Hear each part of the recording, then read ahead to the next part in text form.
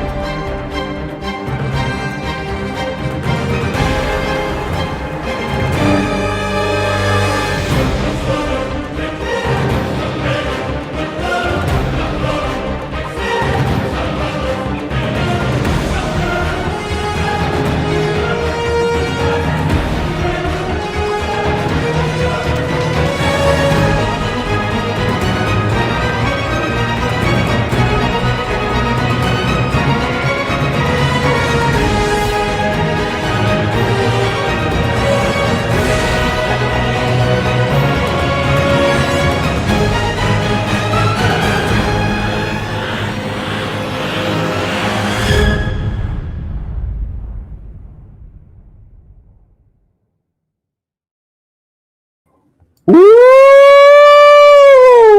Good afternoon, my friends. Welcome, reprobates. I hope everyone is doing well. I hope everybody's having a great Saturday so far.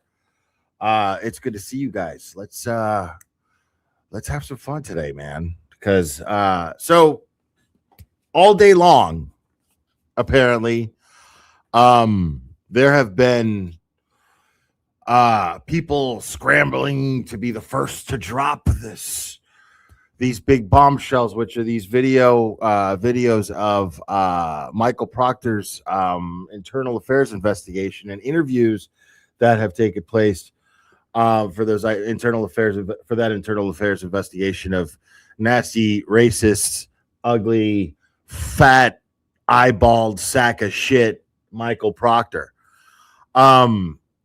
Lori, thank you so much, member, for 10 months. Appreciate you. Oh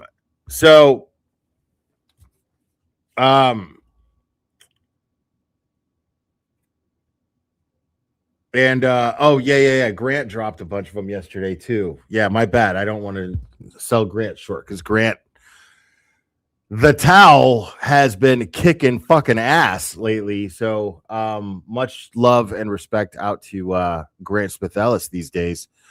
He's just been killing it. So so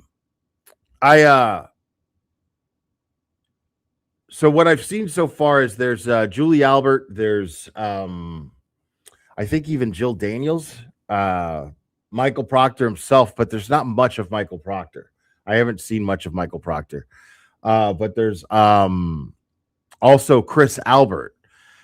And I'm thinking I want to go over the Chris Albert one mostly because I'm going to be pausing and everything. And of course, the doctor is coming back 9 p.m. Vacation is officially over from what I'm seeing on from what I'm seeing here on my feed. Looks like Aiden is back and he will be starting his show at 9 p.m. The weekend show as usually scheduled. So he'll be live at 9 p.m. tonight. And speaking of which, folks, I am doing tomorrow. I share it, whatever. It turns out that Melanie Little is going live at the same time I am. I did not plan that. That would be stupid of me on my part. So unfortunately, inadvertently, I am competing with the great Melanie Little. She's live now too, going over similar things that I'm going to be going over. But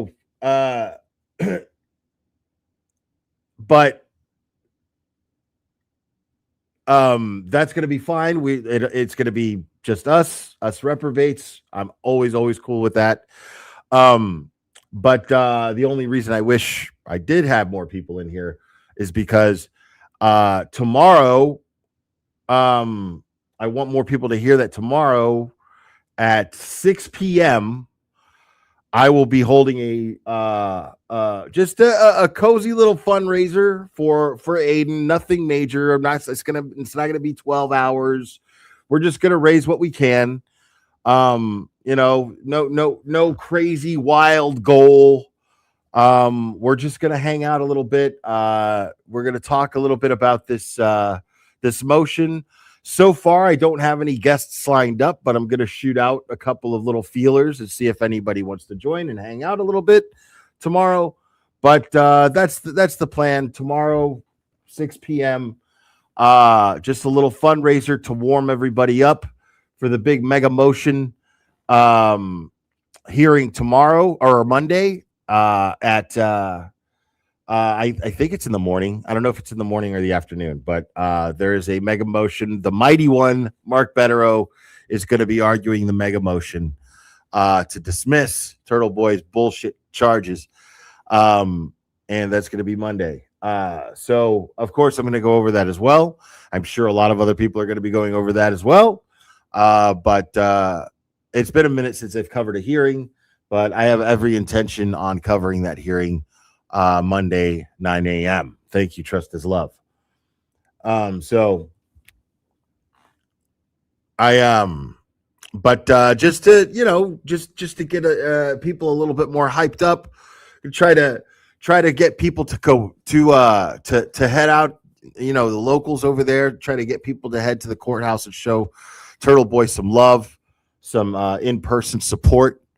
So that'll be good. That'll be nice.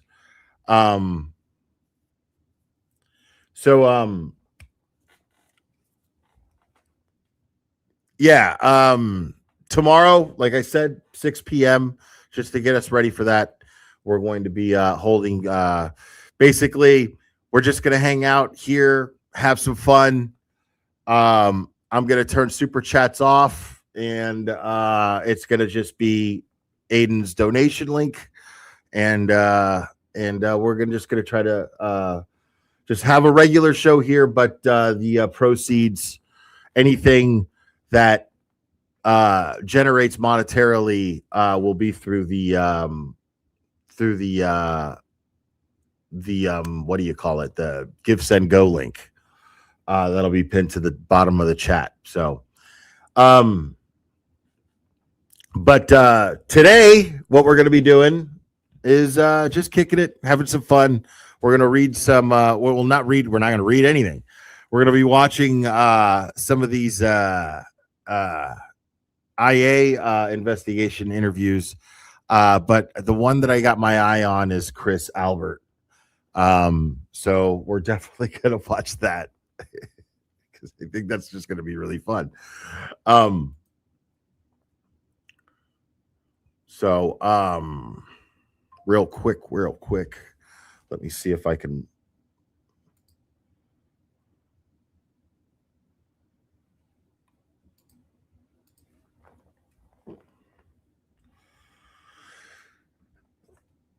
I downloaded a copy of that one, but I prefer not to use it, but I will if I have to.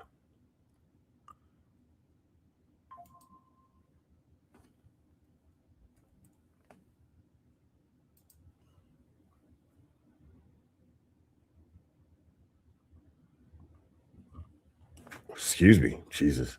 Drinking too many of these. Yo, I didn't switch because I still like my zero sugar Mountain Dew or Diet Mountain Dew, whichever one I can get, but prefer the zero sugar Mountain Dew.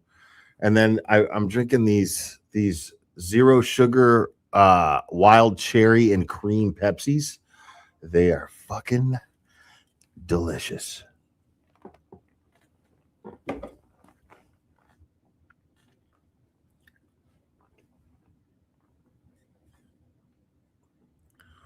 All right. I'm not seeing anything there. We're just gonna do this.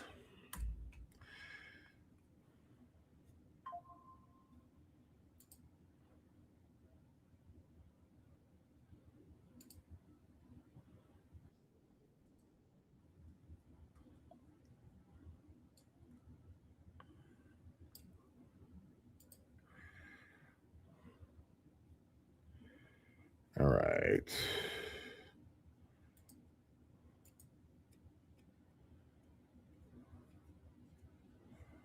And yes, people, let me take a look at something real quick here.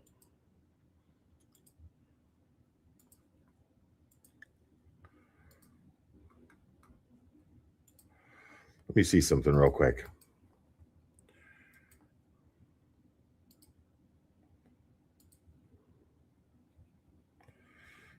Actually, now that I think about it,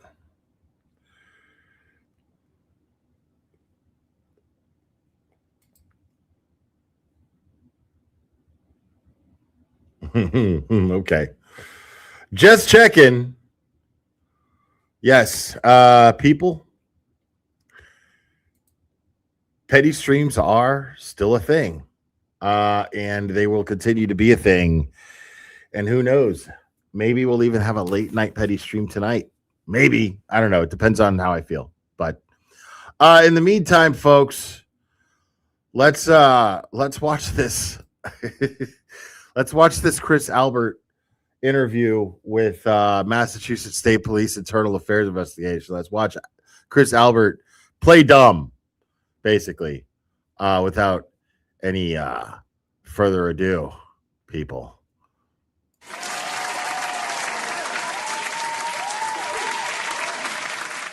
Okay, the body cameras are on, and we're recording. Today is Tuesday, March 19th, 2024. The time is 4:44 p.m. We are inside a conference room located within the Disabled Persons Protection Commission, located on the 4th floor of 300 Granite Street in Braintree. I am Detective Captain Eric Benson with the Massachusetts State Police. I'm joined today by Captain George Barrios, Mass State Police. And we're conducting an audio and video recorded interview with, could you please say your name, sir? Yep, it's Christopher Michael Albert. My man was like, Michael Barrios, Massachusetts State Police. Or did you say Christopher? Wasn't it Christopher?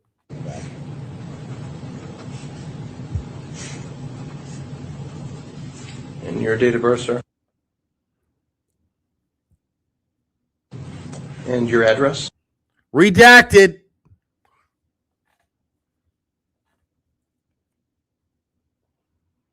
Redacted.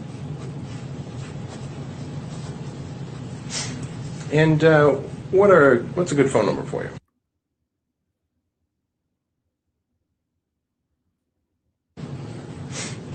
I mean, it's all right. Today's date again is Has it March already. 19th.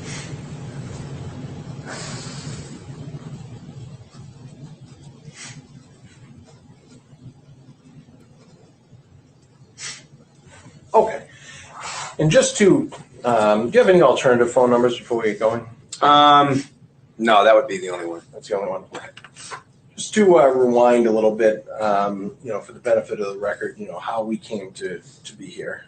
Just gonna rewind and sort of go do a hit list of our interactions prior to today. Kind of, just Yesterday, March 18th, 2024, I gave your cell phone a call at about 12:51 p.m. and left you voicemail. Is that correct? Correct. Asking you to give me a call back, that I was asked to look into something, and I was looking to talk to you. Is that correct? Yep, that's correct. Yep. Okay. I actually didn't notice it for a little while after, but I saw the voicemail and. Sure. Yeah. Never a good idea to answer calls from numbers you don't know. Yeah. So you didn't answer that call. Some time went by, and you called me back around 2:24 p.m. yesterday, after I had spoken to your wife, Julie, and you just had a... I love that he sounds so political right now. He just sounds like such a selectman. I love it. A couple questions regarding sort of what we were looking to do, the scope of our investigation, inquiry, etc. Is that Correct. That's and you would ask sort of what the what the purpose was, who was asking us to do this, etc. Whether it was for an internal affairs investigation or some other purpose. And I explained that the Norfolk County District Attorney's Office had asked us to investigate some relationships that have been the true nature of which are somewhat in dispute, I suppose. And these relationships are between witnesses in the John O'Keefe homicide investigation and the case officer, the state police case officer of the investigation, Trooper Michael Proctor. Is that... Yeah, that's a fair assessment of it. Yep. And I indicated that although we're not internal affairs, that this is not we wanted to do a formal interview. That this was not for internal affairs, but obviously anything that is said could be shared with internal affairs if that was requested. Sure. Is that? Yeah, that's fair and accurate. And then during that same conversation, I believe that we tentatively agreed to meet sometime today. I think you were working yesterday. Yeah, I was working all day yesterday. And so you couldn't come in yesterday. We agreed to meet somewhere in the greater Canton area yesterday. I think I proposed Milton Police Department initially. Yep. So we ended that call. I was working yesterday. And what do you do, sir? I'm the proprietor of a mediocre chicken parm pizza joint, right there in Canton, right there, right next to the CF McCarthy's, and what would you say that your roles are, your duties there? Well, I oversee standing out there on the sidewalk while my son and his friends and cousins smoke cigarettes and harass people and flick cigarette butts at people and basically just act like they own the place, because I happen to be on the select board too. Not anymore, but I was on the select board, and it was real helpful in kind of letting them get away with and do whatever they want. So, after agreeing to meet sometime around 5 p.m. today for an interview, I called you back at about 3 p.m. and confirmed that we could meet today at 5, but changed the interview location to this location. Correct. Is that correct? Yep. Okay. And then I followed up at 3:02 with a text message of this address. Of the address, yep, correct. Okay, and then just today we exchanged a couple of texts. You had asked to move the meeting up or the interview up a little bit to accommodate your schedule, and so we bumped it up a little bit to 4:30. Correct. Yeah. I wasn't sure how long it was going to take, and I didn't know if I didn't want to be too pressed for time. Sure. All right. Bro, look at that tie, bro. Look at this guy's tie, dude. Oh, they're not AI related, Melanie Little says. Okay. I don't know. I don't know. That's just Chris Albert there. And he's being officially interviewed by the Massachusetts State Police in 2024. So I can't imagine why. Other than IA, that this would be related in some way. I no idea. Perfect. And is that This is March 19th, 2024. So March 19th, 2024, there was no investigation into Karen Reed. I doubt that this was an interview in relation to Turtle Boy's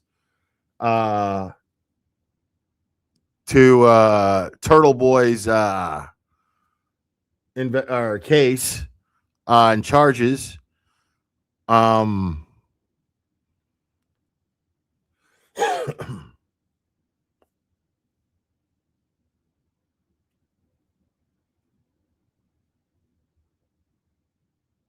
Okay, so what do you mean internal? I know that's what I'm saying. Of course, it's internal affairs. Why? What else would it be? What else would this be? Makes no sense. sort of a fair and accurate assessment of sort of our interaction leading up to this interview? I'd say it's exactly how. Yep. Okay. And just for the record, do you know me? I've never met you. No, I've never seen you before. Nope. Okay. And I don't recall ever having met you. Yeah. Have you ever met Captain Barrios? I don't believe so. I don't recall ever having met you. Oh, well, yeah. Most people say that when they meet me because I'm probably the most uninteresting person alive. So, when they meet me, they're like, have we met before? It's like the same thing everybody says. You know what I mean? It's like they go, I say, yeah, I gave you guys that chicken palm and I sold you guys the chicken palm. And then they're like the chicken palm. Oh, wait, God, yeah, that's right. I remember that because it was remarkably mediocre. Okay, good to meet you, Chris. Okay, that's what happens every time people meet me. So I understand. Nope, I don't think so. Okay. And Captain Barrios, you don't? No, this is first time that I'm meeting Mr. Albert. Yeah. Okay. Very well. So before we get to the questions, well, I guess you arrived today. You came up the elevator and you waited in the state police lobby here. We came to get you, introduced ourselves, brought you into this room, asked you if you had any questions before we started the interview. Is that? Yeah, correct. Exactly. No questions. Do you have any now? No, not really. That is correct. But I'd like to add how grateful I am to you for not adding in there how you caught me with my hand suspiciously in my pocket, rubbing my thigh. I really appreciate you not mentioning that. No, I'm here to answer whatever kind of questions you guys need me to answer, and okay, go from there. Well, if that's the case, we'll just get right into it here. Sure. Do you know Trooper Michael Proctor or any of his family members? Yes, I know Trooper Michael Proctor. Yep. Okay. And do you know his wife, Elizabeth? Yes. I mean, loosely I know her. I mean, I know Elizabeth's married to Michael Proctor. I didn't know her, until, maybe the last 6-7 years. I don't know. Thank you, Sarah B. Creative. How long it is, but yeah. Okay. And do you know his sister, Courtney? I do. I know Courtney. Yep. Okay. God. How long have you known, who did you meet first of that group of? Courtney for sure. Yeah, Okay. Courtney. Yep. How long have you known Courtney? Gosh. So, let me see. I would say I've known Courtney for at least 20 plus years. I mean, we grew up in the same town, but I'm a lot older than she is. So, our paths never crossed when we were younger, at least. Okay. I'd say roughly 20 plus years. All right. You're a lot older, past didn't cross, obviously, for that alone makes them personally invested in Michael Proctor and makes Michael Proctor a family friend. I don't give a shit what anybody fucking says. That shit is crazy, dude. 20 years that they're friends. All these people are such buddy friends with Michael Proctor's sister, but they don't expect special treatment from Michael Proctor. A 20-year relationship with his sister, who he's so close to, right? And we're supposed to be like, oh, they didn't know each other. They just knew each other. Huh? What? Get the fuck out of here. Nobody believes that shit. Stop it. Like, this stinks of Michael Proctor playing favoritism and just being a fucking piece of shit. The whole thing does. Amanda Evans, welcome to Reprobates. Thank you for coming to YouTube, member. age means a lot more when you're younger. Sure, yeah. And so I meant like school age and stuff, you know. And how did you meet her? So I guess I would think that I met her because of my sister-in-law, Jillian. Jillian Daniels is like best friends with Courtney since they were little. So I'm assuming at some point in our lives, I met her through Jillian, through my wife, who's Julie, who's Jillian's sister. I couldn't really pinpoint exactly when I first met Courtney, but I've known her ever since. I'm trying. I guess my kids were little. Yeah. I'm trying to remember. So you've known Courtney since your kids were little. I'm trying to remember. So my oldest is 25. My middle one's Jillian 20. is. Just turned 20, and my youngest is 16. Who's Jillian? I'm trying to Okay.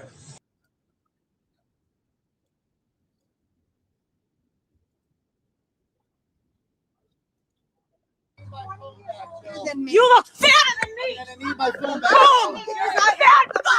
Oh, that's Jill Daniels. Oh, Oh, I'm sorry. Did you go Loopy? Did you? oh, Bill, can I please I almost forgot. Can I have my phone back, please? Go ahead. I almost forgot who Jill Daniels was. I need my phone back. Okay, so that just happened. That just happened. That just happened. Piece of shit. I have wrinkles. I don't care. But guess what? I have a good heart. You have a great heart. You're going to She has a jail. great heart. And I cannot Jill believe Daniels, that the one with the I'm great my heart. boyfriend, because this person- How could I forget Jillian Daniels? She's the Albert with the great heart. My bad. is going to jail. I mean, I'll be with my boyfriend longer than you will. You're just gonna die. Okay, don't even worry about it. She's not worried. This is a try. Just let her talk. Just let her talk. Just let her talk. Just let her talk. You're the one yelling right Just now. let her talk. Don't even talk back. Don't even talk back. Don't even talk back. Who are you yelling at? Who are you? Like, look at you. How many times you got punched in the nose? I don't know. Your teeth, you make fun of my teeth. Yours and shit. No, it's mostly your skin, but okay. My skin, I Yeah. have wrinkles. I don't care. I Guess mean- what? I stick up for everyone. How many siblings do you have? Has anyone stuck up for you? A bunch. No, they don't like you. They don't? like you. Okay, if you say so. You guys can all tape me. Like, why are you taping me? I can't imagine why. I can't imagine why. No one's harassing anyone. I'm just trying to eat dinner. Like she, Because I'm hungry, because they serve food in here. Because I want food. Because when you're hungry, you eat food. I am. I'm just trying to eat food. for real. Like, Because I got assaulted just- by Jim Ferris. and We're then walking she out. rolls up Some like a people ask me to crazy take person pictures, and assaults next thing him. you know, Jim Ferris comes up to me and assaults me. You drove up here. Look at this shit. You're double parking. Because they killed John O'Keefe. Yes, they did. They obviously killed John O'Keefe. I was not there, but Colin was. I did not kill John O'Keefe. Like, So we'll see. He got assaulted again, and his phone was I mean, that's why Ryan said that he didn't see John O'Keefe was not in the car or outside the car. Like, that's why he testified that. You need So, to John. Why we got that on video, right? Yes, I. Okay. We got. What? So, You tape me all you want. I don't care. no, we're not going to tape. I'm just going to tell the cops what happens. I don't Yeah, want to keep Yeah, going. like- Keep going. Go Keep going. Go away. Why are you here? She. Oh my God. Okay, so folks, Jill Daniels, ladies and gentlemen, Jillian Daniels.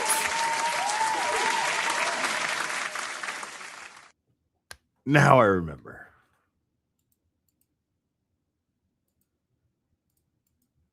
I mean, I guess, like, I mean, I know who he is, but as far as like knowing him, probably I've known who he was for maybe 15 years.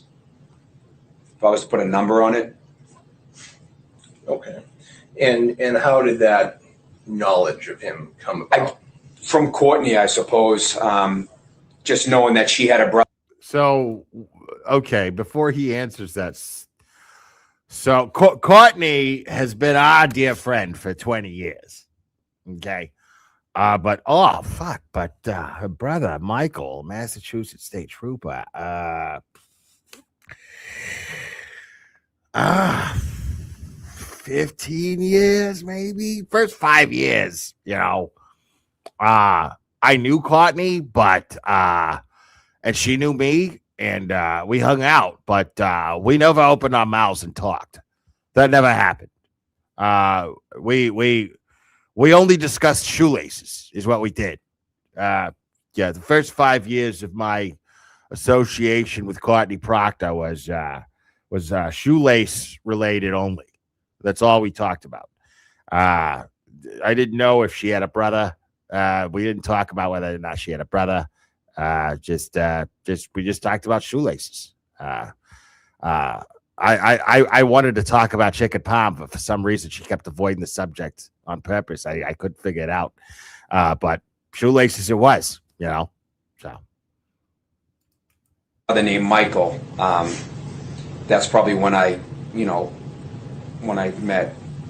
figured out that I knew who Michael Proctor, even though he's from Canton, once again, he's a lot younger than me. So I never knew him growing up because, age is age. I'm almost 53 and I don't even know how old Michael is. He's in his 40s, I assume. Okay. But, so I'm assuming like when, Courtney was close with my kids growing up, well, kind of closer to some of my kids. So I'm assuming at some point she'll have a brother Michael or something. I didn't really know Michael. What? Hold on. Okay. And I gotta hear what that about shit. Michael's wife, Elizabeth? One more So like time. age is age. I'm almost 53 and I don't even know how old Michael is. He's in his 40s, I assume. Okay. But so I'm assuming like when, Courtney was close with my kids growing up, well, kind of closer to some of my kids. So I'm assuming at some point she'll have a brother Michael or something. I didn't really know Michael. I don't understand And what that meant at all.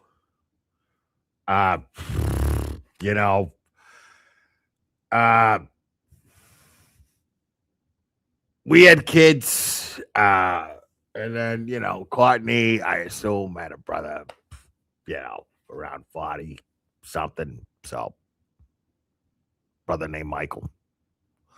What? okay. But so I'm assuming like when, Courtney was close with my kids growing up, well, kind of closer to some of my kids. So I'm assuming at some point she'll have a brother Michael or something. I didn't really know Michael at all. What? Okay. And what about Michael's wife, Elizabeth? So like I said earlier, like I probably just met her through Courtney at sometime somewhere. I don't even know exactly when. I probably met Elizabeth for the first time within the last 6 or 7 years, if I was to guess. Now, here's the thing, though. You guys got to also keep in mind, you understand that this is 2024. This is March of 2024. Like, he's probably still feeling St. Patty's Day from 2 nights earlier. But this is March of 2024. And he is fully aware, and I mean fully aware, that anything that he's saying here is going to be recorded and could be subpoenaed in anything going down in the future, including civil suits that may take place in the future, right? So he knows. And so he's like still downplaying the relationship with Michael Proctor.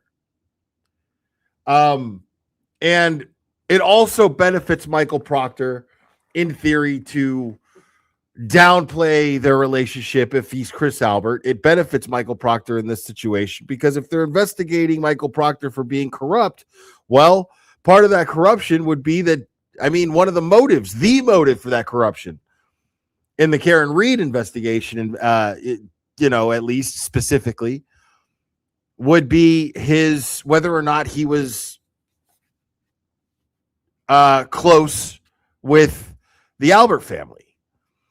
So if he was close with the Albert family, that would be motive for him to do a shitty half-assed investigation and basically just pin it on the girl. Right? So it benefits Michael Proctor in this instance for anyone to downplay any one of the McAlberts to downplay how close they are to Michael Proctor or the Proctor family. But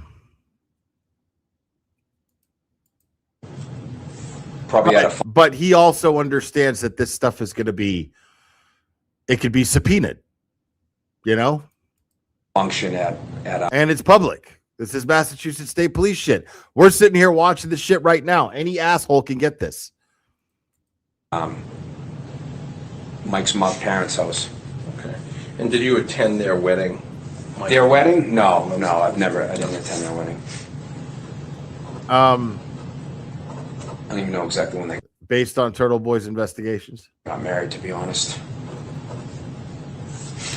Okay.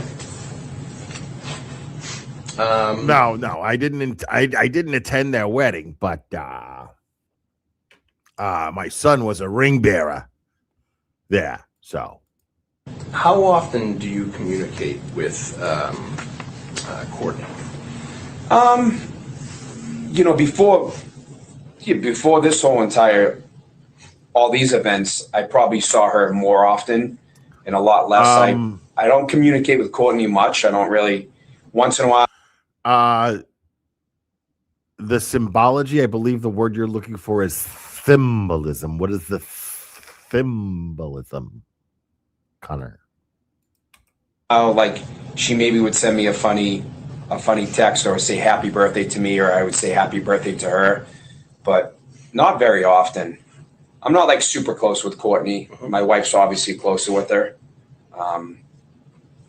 And those texts, would they be sort of group texts or would they be sort of personal? I don't think so. I need you to knock this dirty talk off in my chat, Sarah B. Creative. By the way, Connor, I miss fucking your face. Stop. That's gross. What are you doing, Sarah B. Creative? I think it was just probably me or her. My wife might say like, hey, it's Courtney's birthday. Send her a happy birthday text or something simple as that. Okay. I couldn't even tell you the last time I've texted Courtney. I wouldn't even.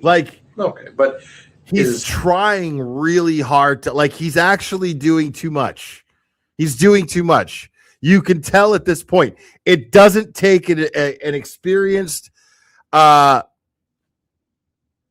investigator. It does not take an experienced investigator to see that Chris Albert is trying to sell the I don't really know Michael Proctor thing way too much. He's really trying to sell it. Like, listen, everything is, oh, geez. I don't remember. I don't think so. I think it was just probably me or her. My wife might say like, hey, it's Courtney's birthday. Send her a happy birthday text or something. Simple as that. Okay. I couldn't even tell you the last time I've texted Courtney. Couldn't even tell you the last Okay, time but I texted Is it Courtney. safe to say that you have communicated with Courtney by telephone, a text message, voice call? A call, probably not. A text, yes. An actual phone call, I don't know if I've ever spoken to Courtney on the phone. Okay. But I couldn't say exact. I mean, it's quite possible, but Okay. mostly anytime I've ever talked to Courtney, it's through a text message. And how often would that be? If you were to, Sarah, be creative. Listen, you want to get, all in the hanky panky type stuff. That's fine. But when you're in my chat, you clean it up, Missy. Okay.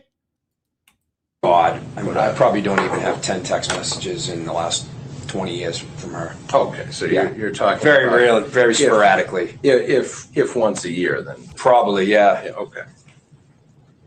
Probably a birthday, like my birthday, her birthday. So that'd be once a year.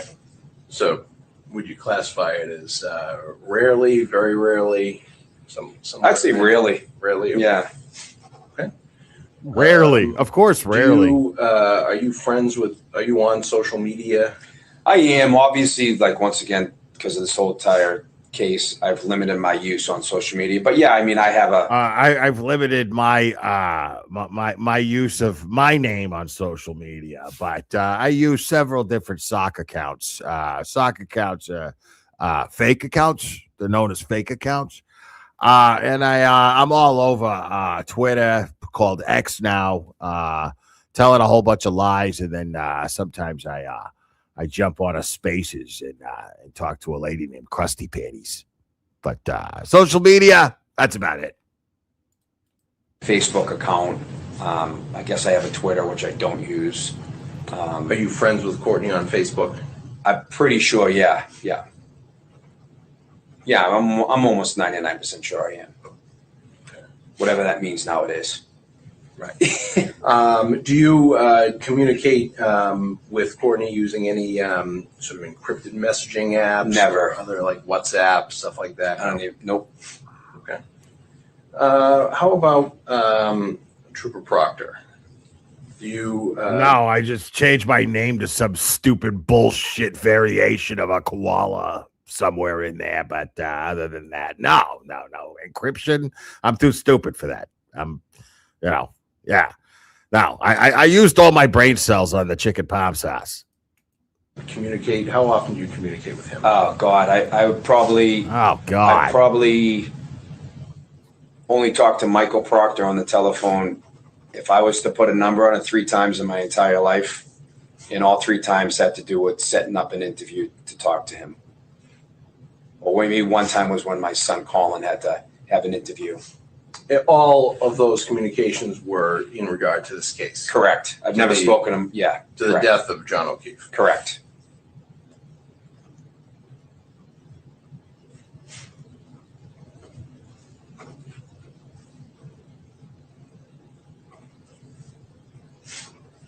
Okay.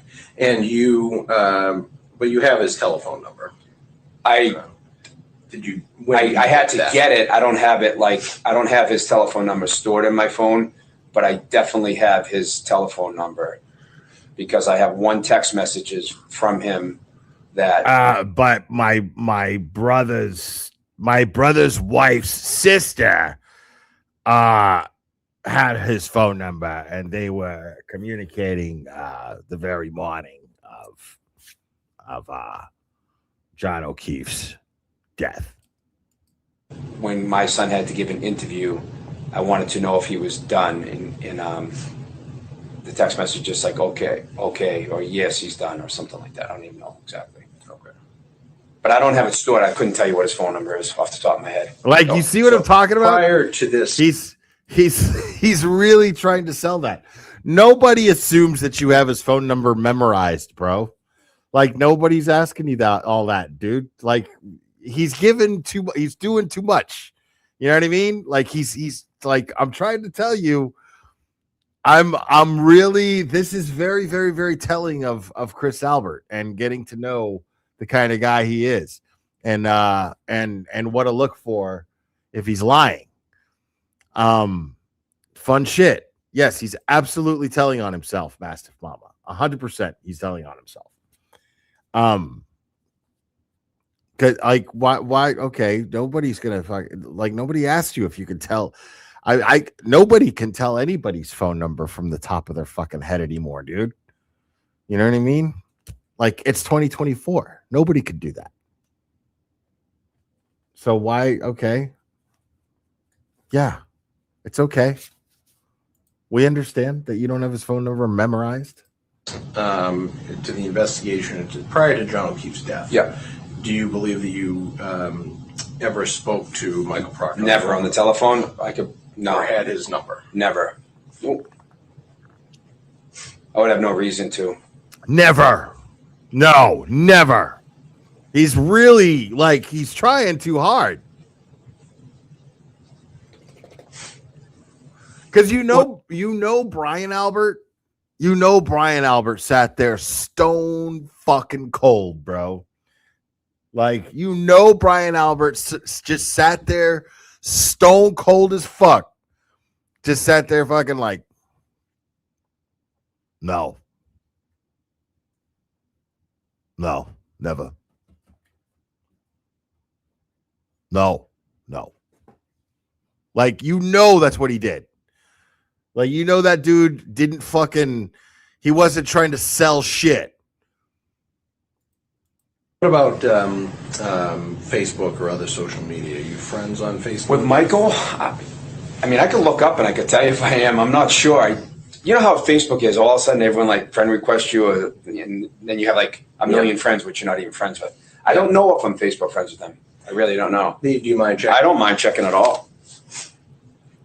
Now, I realize that in the title. It would be interesting. I realize the title and thumbnail. I said my Michael Proctor interview, but Michael Proctor's interview, at least what I have, is really short. Unless I just don't have access to the same thing that everybody else does. But what I have is really short.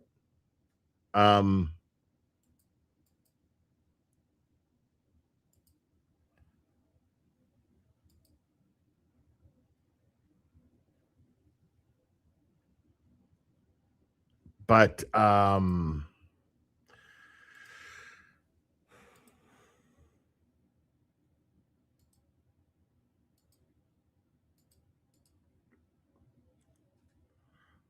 yeah.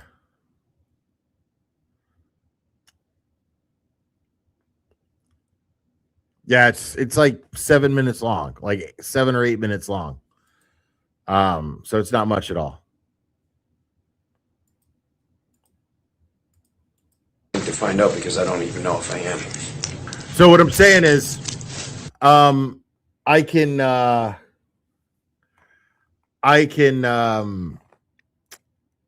go to that and then come back to this. It's up to you guys. Or I could just go through this, but this is like an hour long. So, and I'm going to be pausing it. So I feel like I'd rather not be able to get through all of this than not cover Michael Proctor's shit. But I feel like Michael Proctor's interview is going to be longer. So you guys feel like I should stick with Chris?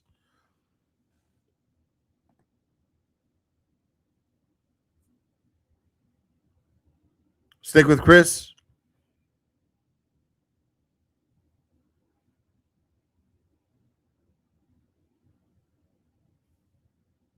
It looks like everybody's saying to stick with Chris.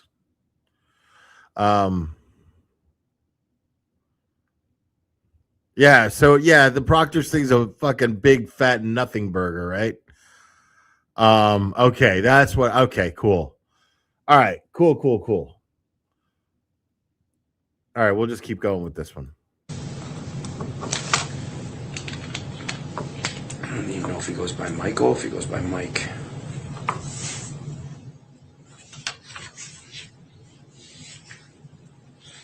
Okay. So is he looking for Michael Proctor's phone number? Wait, what's going on here? If I am, I'm not sure. You know how Facebook is. All of a sudden, everyone friend requests you, and then you have a million friends, which you're not even friends with. I don't know if I'm Facebook friends with them. I really don't know. Do you mind checking? I don't mind checking at all. Excuse me. It'd be interesting to find out because I don't even know if I am. Now, I'm going to be honest because I don't find it all that suspicious. Now, I do, considering all of the other things that we know. But if I'm just a neutral cop who knows nothing about all this shit, who's asking these questions, I'm not going to find it suspicious that he's not sure if he's friends with them on Facebook or not. Because that shit just happens sometimes, man. Sometimes people shoot you a friend request, you accept it. Sometimes you shoot somebody a friend request and then you don't remember that you did, for whatever reason. Facebook used to be like that. I'm not on Facebook now, so I mean, I don't know, but it used to be like that. And it's harder to tell, but at the same time, though, there are certain people that I would remember if I had become Facebook friends with or not. Just like I would remember if I had exchanged phone numbers with somebody. Most of the time. There have been times where I've forgotten that I exchanged phone numbers with people. Sure. I don't even know if he goes by Michael, if he goes by Mike. Why don't you search under Proctor? Why don't you search under mutual friends with his sister?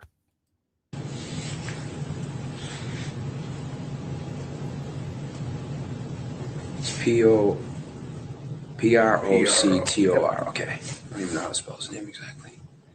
You see what I mean? Like, I feel like he's really trying to sell this I barely know the guy bullshit. He's trying so hard to sell that. It's so fucking pathetic. Like, this is some Randall level fucking patheticness. Like a lack of self-awareness. Like, I think I'm really slick, but I'm showing how bad I am and how fucking shitty I am. How not slick I am, while showing you at the same time how little I know of it, how much I think that you're stupid. I'm showing you how stupid I think you are and how slick I'm not at the same time.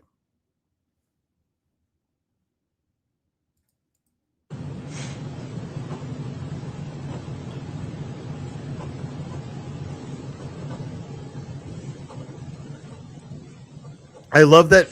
Can you hear the writing? Because I've got these Beats headphones on right now.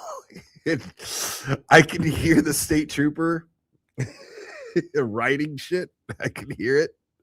It's very, very, very funny. Because while he's doing this guy's writing shit down. He's just jotting shit down. That way it doesn't say that in front of him.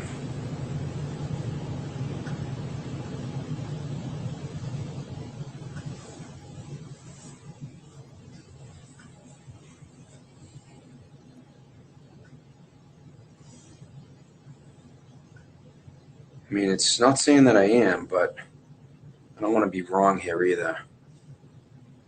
No, if yeah, I just don't want to take too much in. I get it. I don't want you guys to say I'm lying. Do you believe, regardless of whether you're Facebook friends, do you believe that you've had any sort of Facebook messages or any communications with him? No. And what about other forms of social media? With Michael Proctor? No, never. And what about like encrypted messaging apps or WhatsApp? Can't figure that out. Sorry. Okay. No, never. Okay. And what about Elizabeth Proctor? Wow. Do you speak to her at all on the phone or Facebook? Or? I've never spoken to. I don't think I've ever spoken to Elizabeth Proctor on the telephone. I think Liz I might 88 have had a just text gifted or a two with her. membership. Thank you so much. Only in regards to this whole entire Turtle Boy crap. Deep on the telephone. What about Elizabeth Proctor? Do you speak to her at all on the phone or Facebook? Or? I've never spoken to. I don't think I've ever spoken to Elizabeth Proctor on the telephone. I think I might have had a text or two with her. Only only in regards to this whole entire Turtle Boy crap, which is, you know, this guy that was been blogging about my. Enter Turtle Boy and the blaming of Turtle Boy. Like, yes, I've been communicating. You know, of course, it's obviously an inappropriate, you know, communication. Don't know how much I talked to Michael Proctor, but I've talked to his wife quite a bit. You know, yeah, the lead investigator in the whole Karen Reed thing, right? The murder of Boston police officer John O'Keefe, right. He's a lead investigator and all that, and I'm a witness, and you know, I was there that night. I'm on video at the waterfall, all that stuff. I was one of the last people to see John alive. But you know, due to all that, it's a little inappropriate for me to be talking, you know, off the record with Michael Proctor. So therefore, I do it with his wife instead. So just so you know, not Michael, but his wife, you know. But you know what it is, though? It's that Turtle Boy guy's fault. It's all his fault, that Turtle Boy guy. If it wasn't for him, okay, I wouldn't feel the need to communicate with the lead investigator and his wife. But his wife, you know. So I wouldn't feel the need to do that if it wasn't for this Turtle Boy guy asking questions and stuff. Fucking showing up. Fucking sticking his face in my camera, doing T-Rex arms.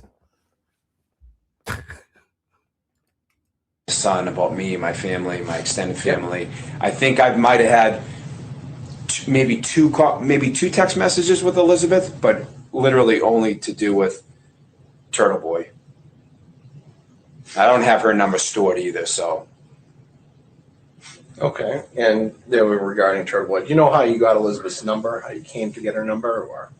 I don't. I'm assuming maybe from my wife, maybe. Okay. Yeah.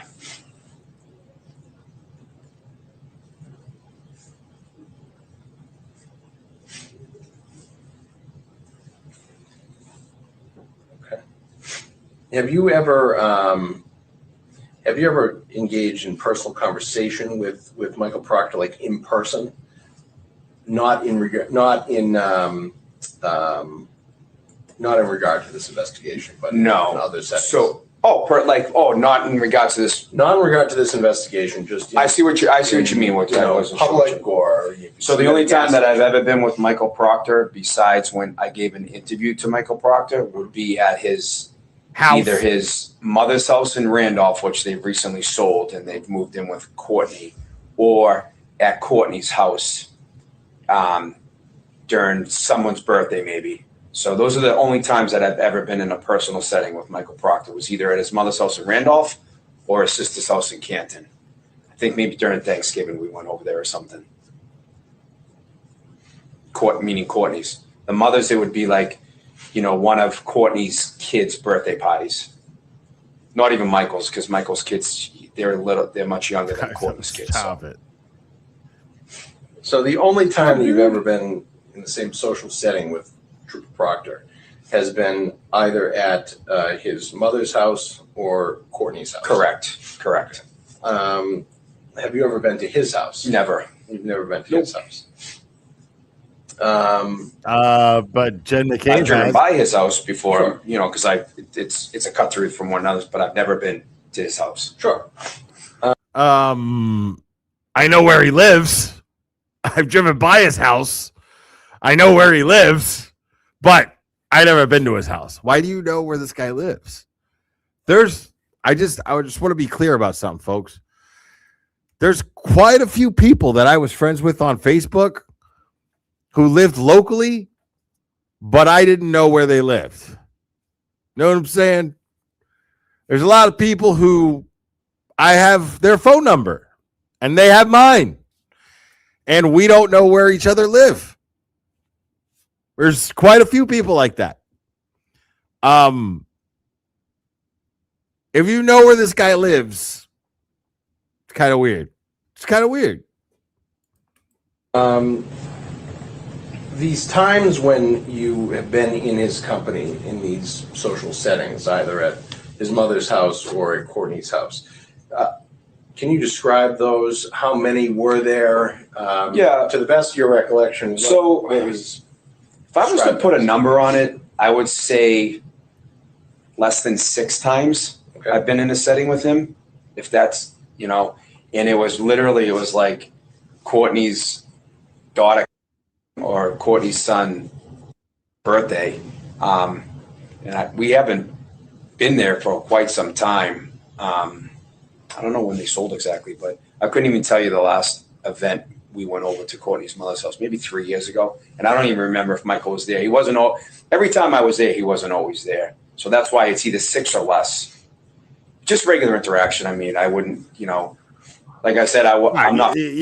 So, I mean, listen, there's nothing to see here. I don't know what we're doing here, guys. I mean, I'm sitting here, I'm telling you that I don't really know Michael Proctor, but I hung out with his wife, his sister, his kids, out of all those times that I did, I've seen Michael maybe like 6 times, but I hung out with his whole family, and I don't think it's weird that I personally think it's a little weird that you think that it's weird that this is a thing. I don't think it's weird. Do you think it's weird? I don't think it's weird. I mean, why would he play favorites to us? We didn't hang out with him. We hung out with his kids. His kids love us. So why would he take a personal interest in us during this investigation? It makes no sense. Because nobody gives a shit about what their kids like. Friends with Michael, so I don't really, in a social setting, I say hi to him and stuff, sure, but like, other than that, I've never, he's not my friend. I mean, we're not friends. Sure. Yeah. He's an acquaintance. That's what I would say. So you believe it was about less than 6 times. Yeah, if I was to put a number. Maybe, and you referenced 6 years ago. When do you recall what the most recent time was? I'm trying to think. When Michael was there, is that what you're saying? So I would think, I vaguely remember at Courtney's house, there was an event. I don't know if it was during Thanksgiving, a few years ago, maybe. That's why it's not even coming to my mind, because it doesn't happen often, barely if ever. So I would say the last time I saw Michael in a social setting would have been at Courtney's house, maybe like during Thanksgiving 3 years ago. That just sticks in my mind. Okay. And why did you go to Courtney's house? She just invited us. Courtney invited us over to stop by, to come see the kids and bring my kids. I don't even know. Probably just my youngest went. Okay. And did you have any conversation with Michael Proctor? Not that I remember. If I did, it wasn't of any relevance. It wasn't significant. No. Why wouldn't you let him finish the question? There's a lot of tells here about him being like, they show him just being very defensive to the idea that he has a personal relationship with Michael Proctor, or that Michael Proctor would have any motive to play any favorites towards him or any member of his family. It's very, very interesting. Like one tell after the other. Like he cuts off. He's like, oh, no. Irrelevant. Any conversation with Michael Not Proctor? that I remember. Not that I remember. If I did, No. It wasn't of any relevance. It wasn't significant. No.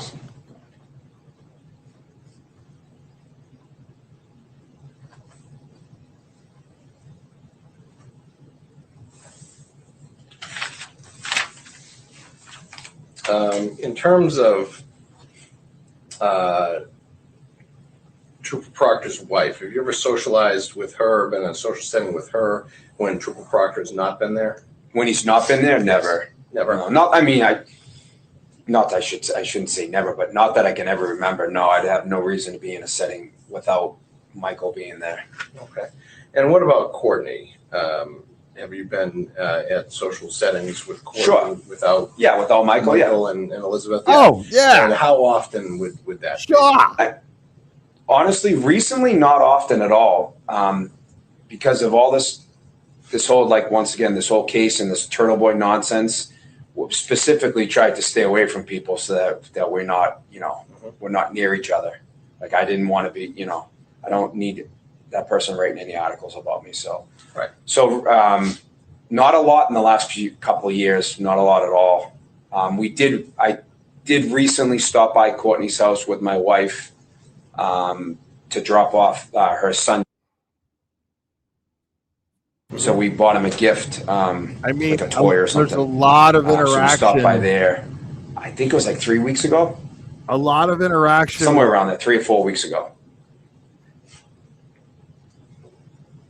You and your wife did? Yeah, just me and my wife. Okay. To give her a lot of interaction with Michael Proctor's like close family.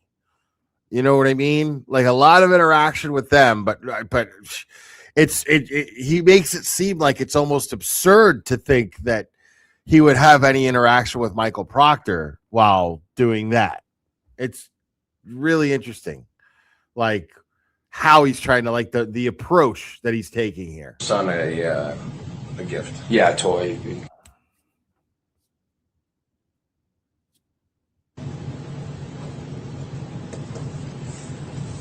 Okay. All right.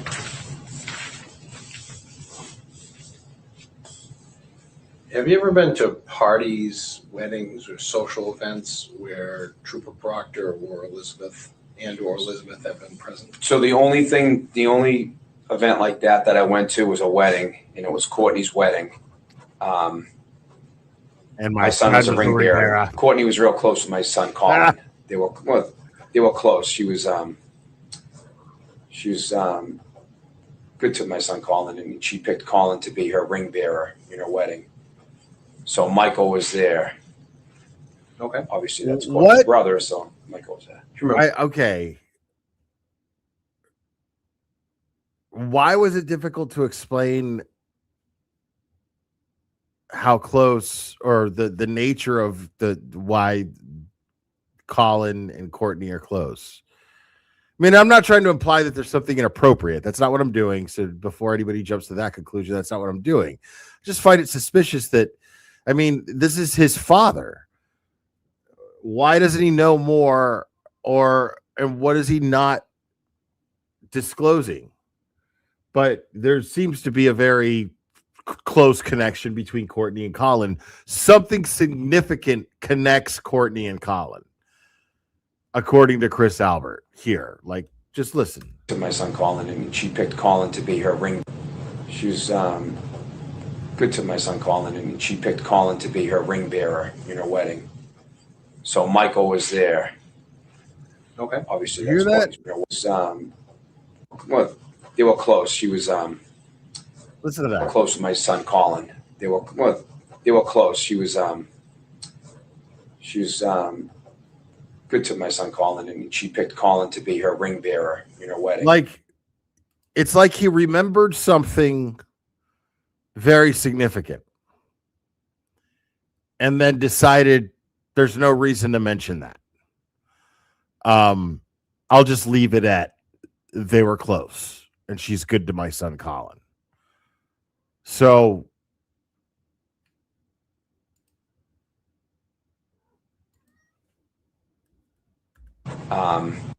event like that I went to was a wedding, and it was Courtney's wedding. My son was a ring bearer. Courtney was real close with my son Colin. They were close. She was good to my son Colin, and she picked Colin to be her ring bearer in her wedding. So Michael was there. Okay. Obviously, that's Courtney's brother, so Michael was there. Do you remember when that was? That was a while ago. Yeah, it was a while ago. I would say, I think my son was 7, so I'm guessing it was around 13 years ago. I mean, I don't know her exact wedding date, but it would be her anniversary. So Sure. whenever that. So I'm guessing 13 years. And at that wedding, do you recall having any substantive conversation with Trooper Proctor? Don't even remember if I probably said hello to him. That's about it. I don't even know if that probably might have been even the first time I met Michael. Yeah, probably was.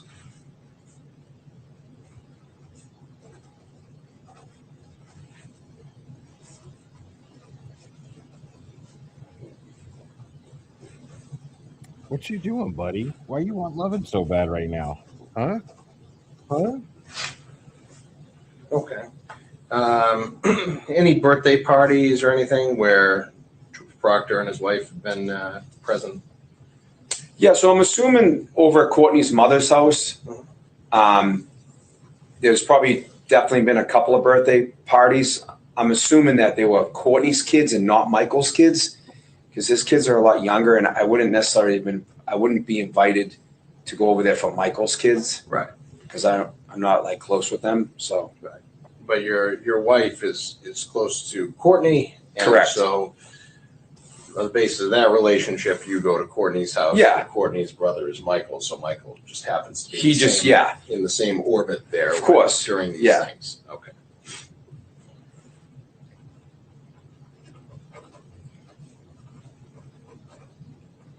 And there's plenty of times that I've gone over the years to Courtney's parents' house when Michael's never been there. Probably more often than not, he wasn't there when I've been there. Okay. That would say like the 6 times that I've ever seen him there. Okay.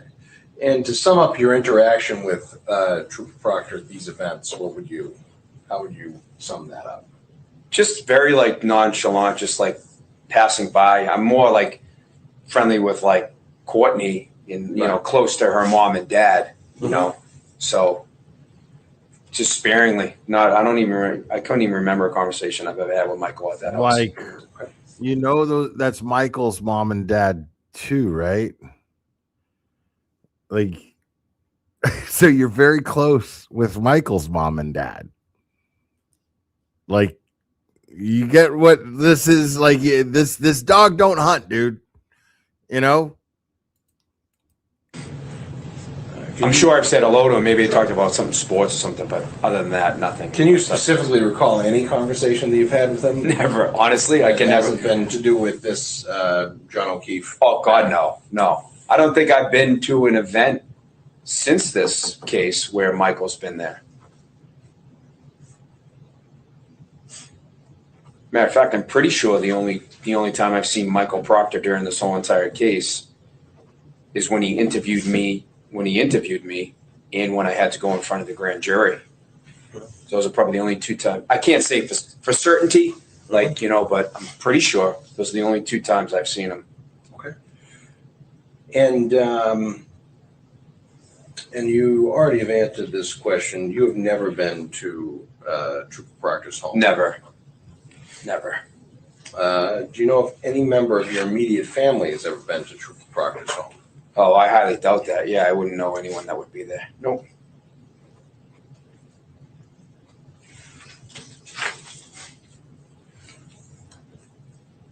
Have you or any member of your immediate family ever babysat Trooper Michael Proctor's children? No. Not that I'm aware of. There would only be my wife, and I can't ever remember a time my wife ever babysat for his kids. You have not? I have not, no.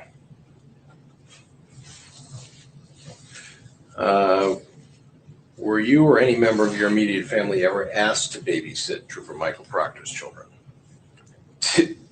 To be honest, the only time I ever even knew that is because I believe that.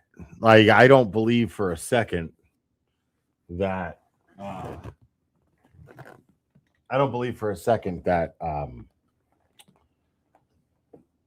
Chris Albert ever babysat anybody's kids. I'm being completely honest. I don't think that ever happened. I've watched the court proceeding, and supposedly it was asked by Courtney, or Michael maybe asked Courtney, or Courtney asked Michael. I don't even remember. I try not to watch it all, but in open court, it was said that my wife was asked or was offered, or she didn't offer, but someone said you could reach out to her and ask her That's the only thing that I would ever know. But prior to that, you Never. you had no knowledge there was even a thought of that. Mike, why would, no. Courtney's kids, that's a different story. Okay. Because I know my wife's, over the years has watched Courtney's kids a couple of times. Sure, but Michael's never. Okay. And the first you heard of any of that was the court proceeding. Yeah, I didn't even know. Yeah, last week or the week before. Yeah, exactly. Okay. And best your knowledge, was that ask ever put in to your wife? Did I don't anybody think ever so. actually ask? I don't think so. No, not to my knowledge. No.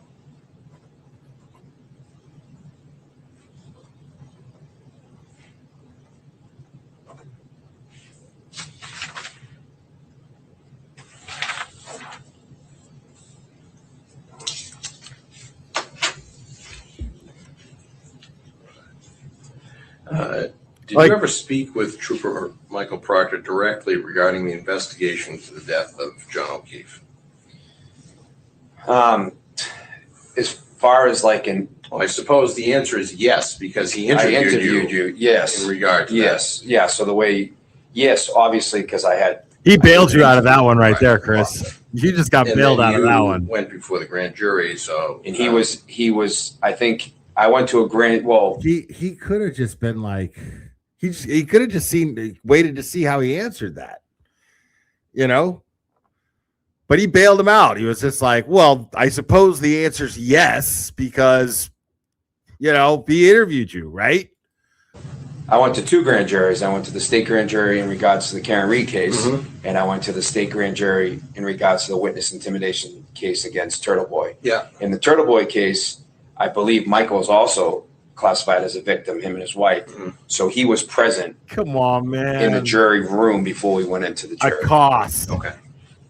All right. But as far as I didn't have a conversation with him. I mean, I think the special prosecutor might have been there. I don't even remember. But okay. So obviously he interviewed you in regard to the death of John. Correct. Prior to or after that, aside from the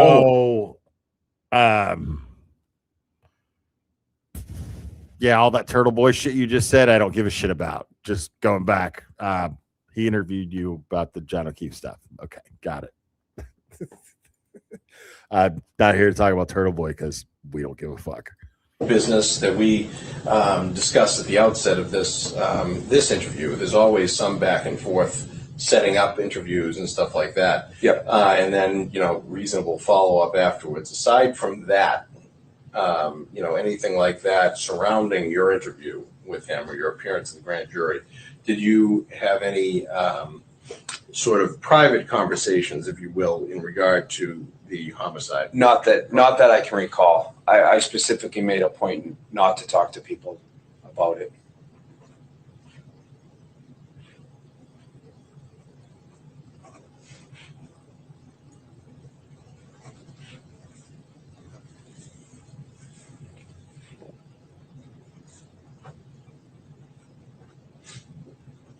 Well, I mean, Lindsay Bay, he was, this is 2024. So, like, those text messages had not been public yet. Only the ones that were brought up in Karen Reed's trial, which were bad enough. But, like, the stuff that we know now. Ever provide you with any information regarding the death of John O'Keefe that you believe was not public or not yet to be public? I don't believe so. No. Okay. Do you know if she provided any such information to your wife? I don't believe so. Not that I'm aware of. Did you ever attempt to elicit any information from Courtney regarding the investigation to the death of John O'Keefe? Not that I believe so. I mean, no, I wouldn't say that I elicited anything from her. I mean, stuff that's in the paper. I mean, stuff that's out in the open. Have I maybe talked to her about it? I mean, I don't want to say no, but I've never gone out of my way to, if anything, we didn't talk for a long, we kind of stayed away. Can you recall any specifics, or are you just saying that you can't Are you saying you don't want to say no because you can't? Yeah, I can't be totally certain, or are you saying I can't recall any specific thing that I got out of Courtney that I asked Courtney. okay? But you believe that it's possible that there may have been some. Sure, yeah, there might have been something. But you don't recall what any of that would have been. No. It definitely wouldn't have been anything of any relevance because I'd remember it and I would tell you. Okay. Let's see. Did anyone ever ask you to attempt to elicit any information from Proctor or Courtney regarding the investigation? Y'all are fucked up. No.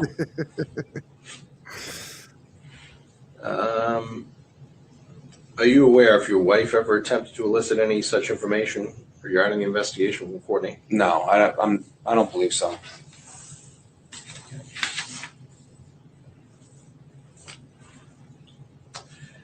I think you've already answered this. You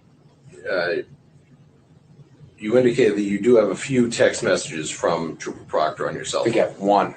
You have one, okay. I actually looked because after, I believe you might have asked my wife if she had any. So I'm like, just for curiosity, but I don't even have them stored. So I had to punch in what his number was. And then it's just very vague. It says like, okay. And then it was like, yeah. And then, so I could tell you I only have one because I remember specifically deleting like 20 others, so yeah, there's only one. And then I said, yeah. I think I was trying to call him to see if Colin was done with his interview down at the DA's office. And I think I might have called. Best of my recollection, I called him like, hey, are you guys done yet? And he said, no, I'll text you when we're done. So he wrote, all set. And I wrote, okay. Okay. Other than that, I don't have a single text message in my phone from Michael Proctor. Any group text messages you No. think that he was a part of? With Michael, no. Okay. All right. We asked your wife, and part of this inquiry is obviously to flush out the true nature of the relationship. Would you consent to allowing us to punch in numbers that we know are Michael Proctor's into your phone and see if there's any text messages between your phone and those numbers? And then if there are, to photograph such communications. Yeah, I guess. I would think I'd be okay with that. How many Okay. dick pics Yeah. do I got in You there? mean you want to do it now? Yeah, we might as well do it now. We're here. Yeah, that makes sense, right? But yeah. So before we do I that, can't go through them in the bathroom I real have quick. one last question. We'll just deal with any follow-up stuff. Has anyone ever asked you any of these questions before? Has anybody ever come to you looking to investigate or inquire about your relationship with Michael Proctor? Never. This is Besides Turtle Boy, no. the first time anyone's ever asked me. So There'd be no reason to. So no law enforcement, no state or federal law enforcement, state, federal, or local law enforcement, no private investigators. No one has ever come to you or called you or attempted to interview you in regard to your relationship or your family's relationship with Michael Proctor. No, this is the first time anyone's ever asked. Except for Turtle Boy.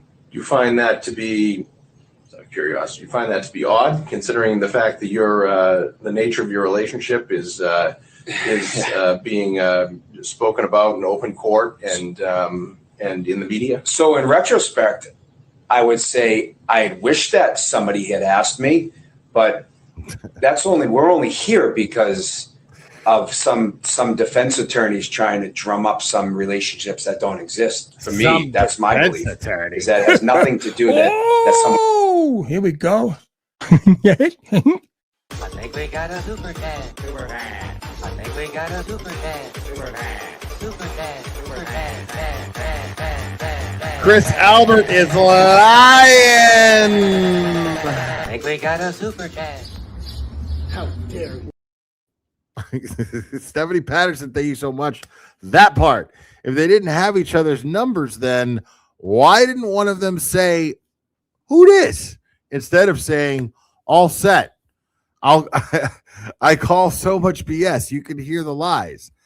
Yeah, like why wouldn't there be a, hey, this is Michael, or hey, this is Chris? Oh, hey, okay, storing your number now, or whatever.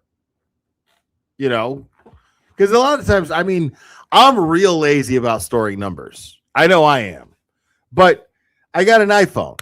You know what I'm saying? Like I've had an iPhone for, I mean, well over a decade. I can't even tell you, but for years and years and years, it would say, like, as soon as somebody would text you, it would say like, maybe Chris, you know, or maybe Chris Albert. If he says, hey, this is Chris Albert in the text message, it'll say maybe Chris Albert, right? At least that's what my phone would do. You know, maybe Michael Proctor. One shouldn't have asked. It was, why would they ask? You know? And are you aware, and we'll ask your wife again this question, because I don't think we asked her yesterday. Are you aware if anyone has ever attempted to ask her any of these questions? Yeah, no, I don't think so. I don't think anyone has. I mean, you have to look at it this way. Like my role and my wife's role in this was very minimal. We were out together that night with John O'Keefe, but she went home early with a migraine, and I walked home, and so that was the end of the night. You know what I mean? And as far as like why it would be asked, I don't know why necessarily it would be asked. I mean, small town. I don't know. I don't even know why. I wish it did. I mean, well, retrospect. It seems to me that, like, and admittedly, I don't know. I probably should have been following this case a little bit closer than I was, but I don't know a lot about the facts of this case. But it seems to me, if there's relationships, you know, being spoken about, you know, in open court, or that, you know, the easiest way to figure out, you know, the true nature of these relationships is to at least ask the question. Well, yeah, absolutely. You know, so it just strikes me as just a. I mean, both as a police officer and just as a human being, it's kind of odd.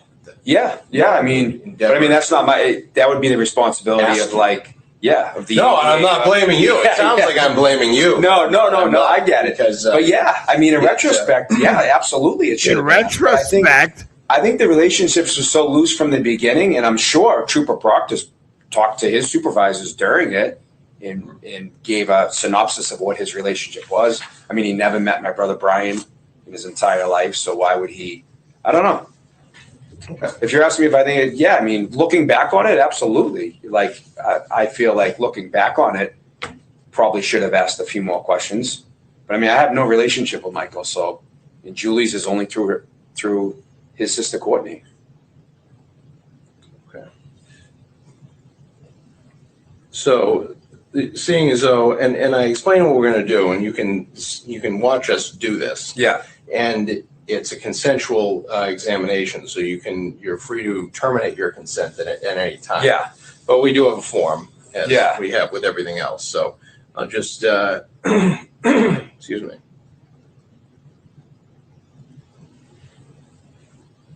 What kind of phone is it? iPhone? Yeah. I don't know what number or anything. That's okay. And this one's associated with. It's like an iPhone 12. You know, I don't blame them for that either. Like, there's really not much. There hasn't been much in upgrades in iPhones except for the camera over the last. So just for curiosity, what are you just talking about? Michael Proctor? Yes. Phone number? Okay. The software updates, and they're all pretty consistent with all the other ones.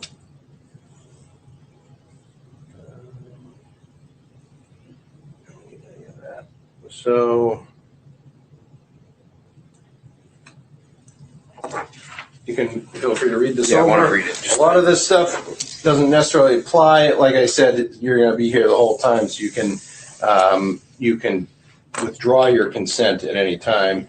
But if you agree to it, just write your Like, name here and I then get it. sign down there where I put the X. See, like I have an OtterBox on my phone, but when the subject of my phone comes up, I'm kind of the same way as Chris Albert here, dude. Like, I'm not gonna lie.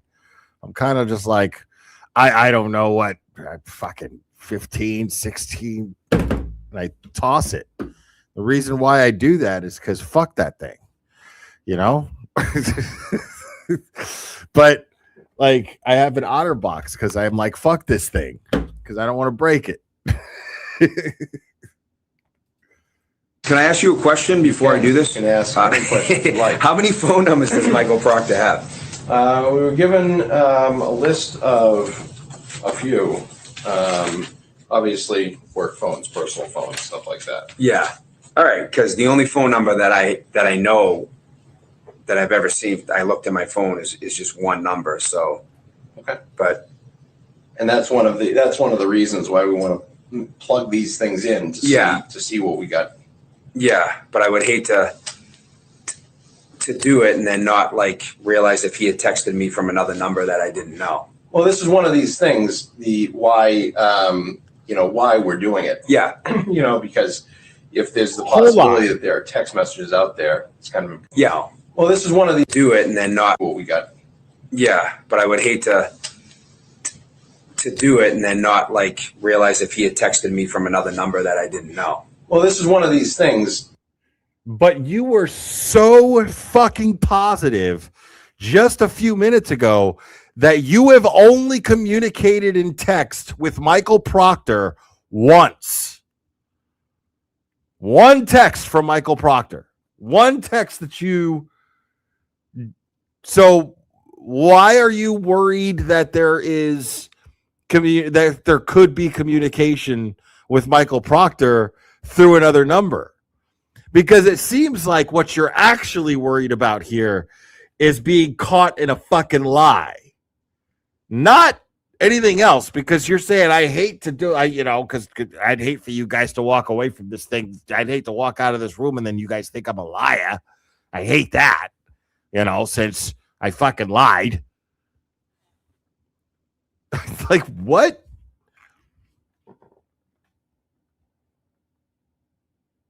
I mean, that's a far cry from I've only texted with Michael Proctor once. And it was in regards to find out if my son was done being interviewed. Gerda K, member for 30 months. Wow. Thank you so much, Claire. Thank you for the best 30 months. Amazing. That's so awesome. Thank you, Gerda K. Why we're doing it. Yeah. Because if there's the possibility that there are text messages out there, it's kind of important to flush that out. Yeah. I get what you're saying. It goes to the the nature of your relationship with them. Right. Okay. Yeah, that's fine.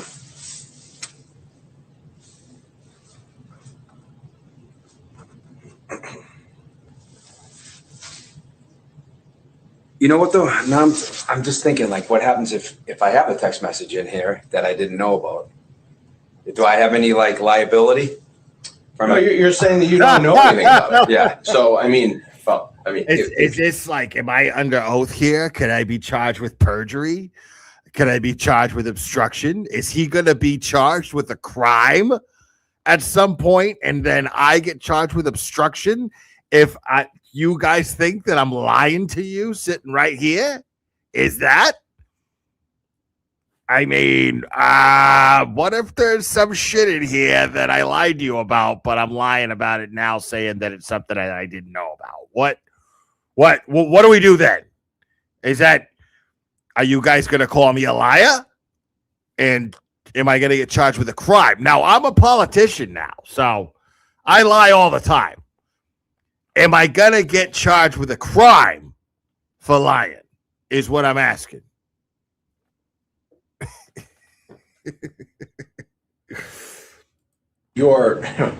If you're setting up a murder or something, or if you're talking about illegal things, right. and you see it, then then, you know, Right. carries out the bag that, you Yeah. know, we saw it, we can't unsee it.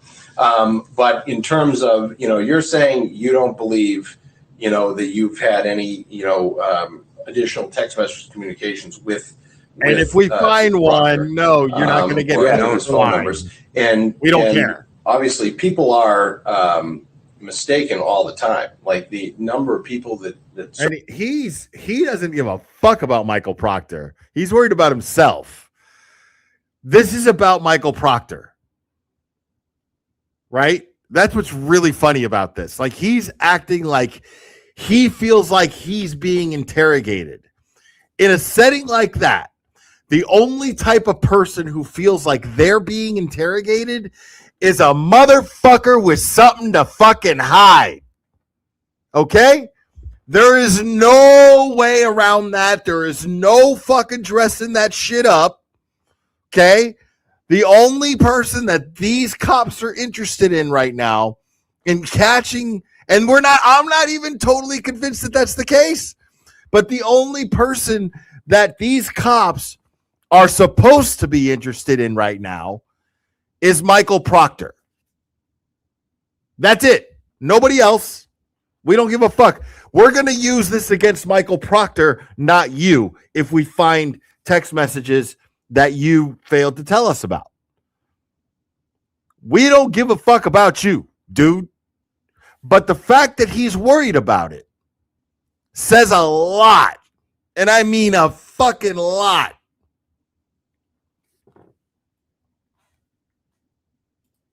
certain people communicate with on a daily basis is quite large. Yeah. And the Right. volume of text messages that people exchange with people Yeah. is enormous in some cases. So, you know, and when you multiply that over the course of time and years, it becomes impossible for the human mind to keep track of all of the, you know, various text messages that you've sent, you know, over the course of time. So Sure. that's why That's good cop talking. you know, your memory, even people who are attempting to do their absolute best at recalling, you know, events and recalling communications, your memory can only, you know, can only get you so far. Particularly when we're talking about, you know, things that happened some time ago. Yeah. So, no, I know what you mean. That's why, you know, the records, you know, either phone records, stuff like that, are helpful. You said that you kind of avoided them, right, during this whole ordeal. Yeah. So even if he had sent you a text from a different number, most likely it was from many months or years ago. Yeah. Right? No, I know what you're saying. I wouldn't want to get anybody in any, like, so this Trouble? is my consenting. That's your consent. All right. I don't want to get anybody in any trouble. You're concerned about getting somebody in trouble. You know, we can't make assurances. We don't know what's on the text. But Yeah. I mean, Right. assuming that they're non-criminal texts. Yeah. Obviously, I don't even remember, like, the only text message that I ever had from Michael was the one that. Why aren't you outright denying that there's anything illegal in those texts? Why aren't you just being like, oh, well, then whatever. Who cares? Fuck it. Sure, here's my phone. Here, well, I'm signing it right here. Why aren't you just simply doing that? Because, I mean, if you are sitting there and you are not outright denying that there is any illegal activity going on in text between you and Michael Proctor in your phone, then you and Michael Proctor have probably engaged in illegal activity at some point. You're just not sure if it's in those text messages. That's what that tells me. That's what that absolutely tells me. It doesn't even hint it. It tells me that. It dictates that shit to me. That's what that tells me, dude. The fuck are you talking about? It's real simple. Oh, well, yeah, of course. If there's nothing illegal here, sure. It's real simple. Like they're spelling it out. They're saying, we don't give a fuck about you. Now, of course, I mean, if we see something illegal, we can't unsee it. But geez, I don't. So what about if you know?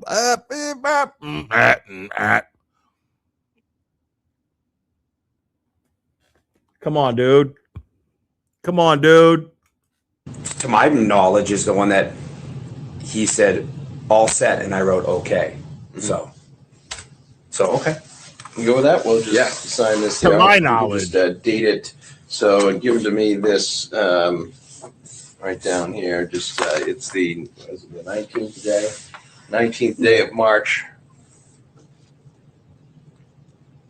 19th of March, 2024. Right? Come on, dude. 5:30. Like, what do you Okay, and then just the date need? next to your name, signature block there. What do you need?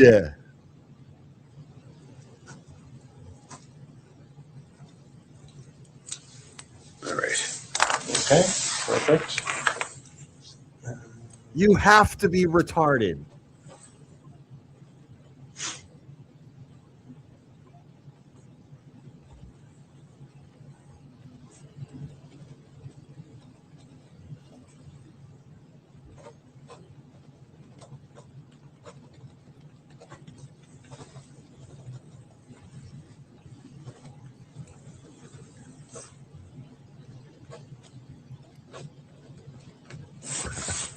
Okay.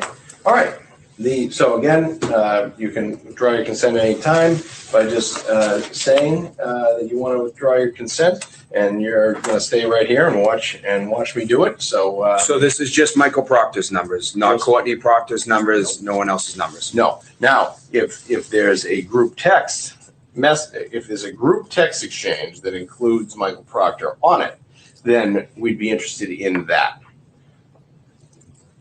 Okay. Because that would include Michael Proctor, but we are not interested in Courtney or. We don't give a fuck about you, bro. We don't give a fuck about you or yours unless it involves Michael Proctor, because we are not here investigating whether or not you committed any crimes, Chris Albert.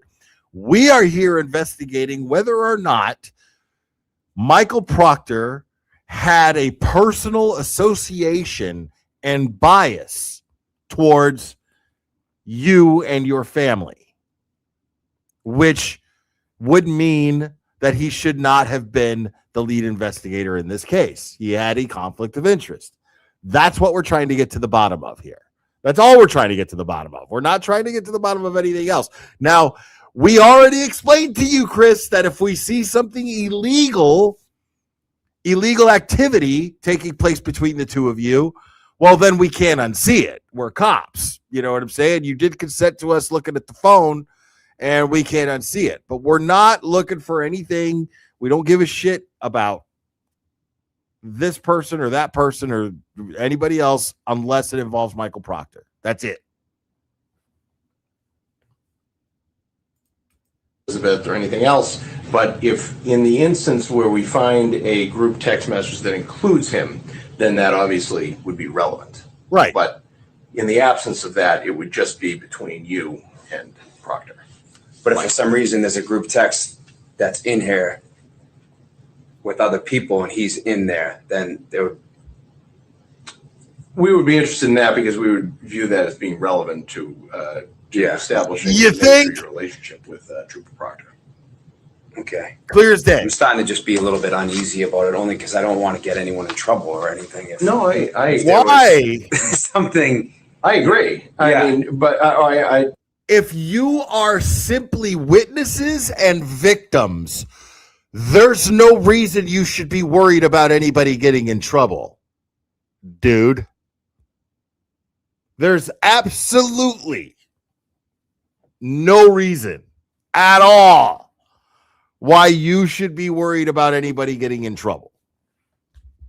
Group text messages that have Michael Proctor, geez, I don't want to get anybody in trouble. I mean,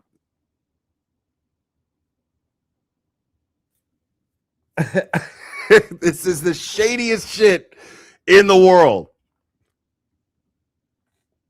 And I know these cops know it. You know what I'm saying?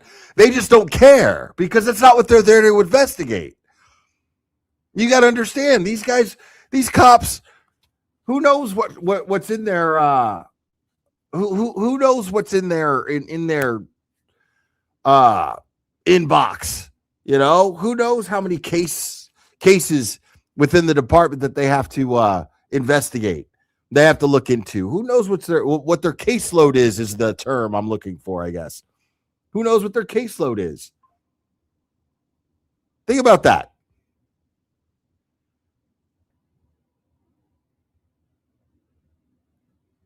These guys are not there to get to the bottom of whether or not they covered up the murder of John O'Keefe.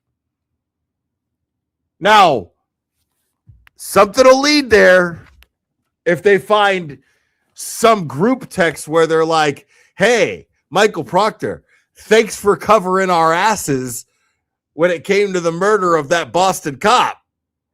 You know what I'm saying? Like, okay, that's gonna open up some byways there. That's gonna happen, of course. But it's weird that you're worried about it. It's weird that you're worried about it if you're just witnesses and victims of Turtle Boy. Don't necessarily agree. I understand your position, but I'm because here's the thing: what they're not looking for is the likely existence of a shit ton of text messages between you and, say, Ken Mello. They're not looking for that, Chris. But we know that those are in there, unless you deleted them. But we know that shit happened.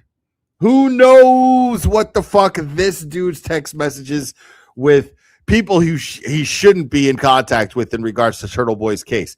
Who knows? Who knows what kind of communications have taken place in regards to his involvement to Turtle Boy's wrongful prosecution? I'd really love to know who he communicated with in regards to that and how much. I'd love to know. But they're not there to find that out. But I bet you there's a whole lot that Chris is worried about them seeing in that phone. And he's trying to figure out right now. Tell me if I'm getting warm, Chris. Chris is trying to figure out right now because he understands why he's there. He's trying to figure out if there's a way and there's some sort of loophole that's going to connect something that's unrelated and they see it, and can they have the power to and have the contacts and the inclination to move forward and pass that on to whoever else needs to know. He's worried about that. He's worried about these cops seeing some other shit in regards to Turtle Boy, because he keeps bringing up Turtle Boy. These cops haven't brought up Turtle Boy once.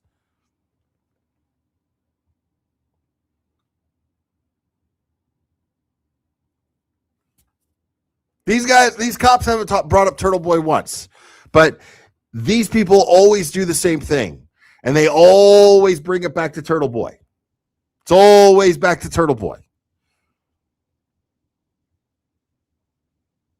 And I wonder if his reason for bringing it up here is because, in a way, it's a cope and a way for him to justify to himself the dirty shit that he was doing to get Turtle Boy locked up, to get him charged and to get him locked up.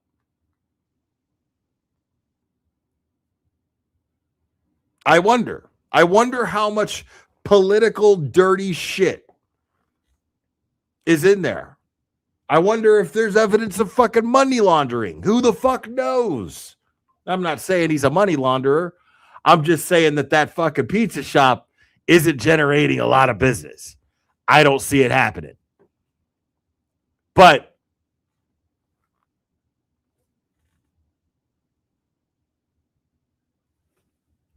Well, they're not playing with him. It's not that. They're simply trying to establish the relationship between Michael Proctor and the Alberts. That's it. They're simply trying to establish that relationship. They're trying to establish whether or not Michael Proctor should have been working the John O'Keefe investigation. That's it. They're trying to establish that. As a matter of fact, they're not even necessarily trying to bust Michael Proctor. In a way, they're trying to cover their own ass. Because it's a bad look at the end of the day on the Massachusetts State Police if that is the case. That you have a guy like Michael Proctor, who they don't know is the kind of guy that we know him to be yet. It's only 2020. It's only March of 2024.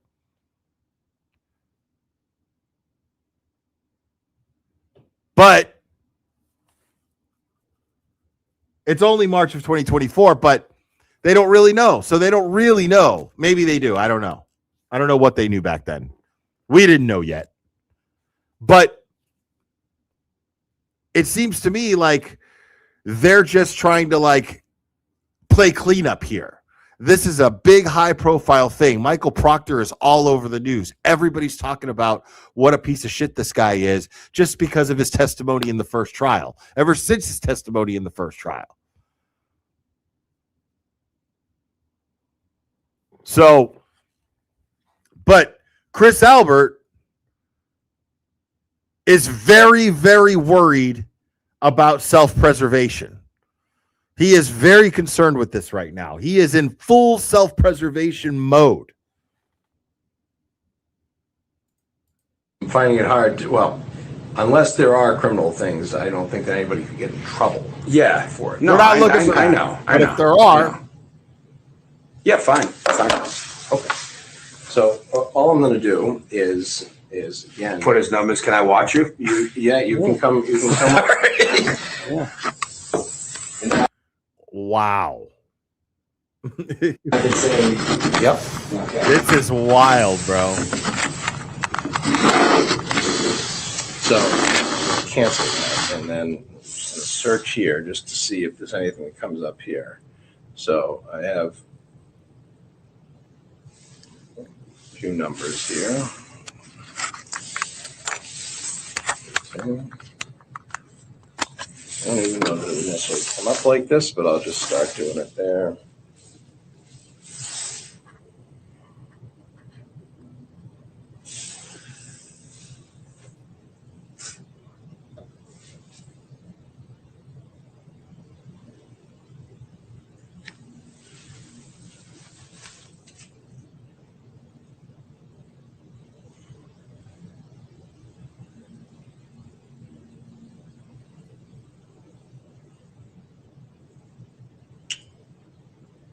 No. Do you think it's a good idea as you enter one number to say what the results are? Yeah, I've been going back and forth about whether or not I want to. I see. I want to read the numbers into. I mean, what are you worried about?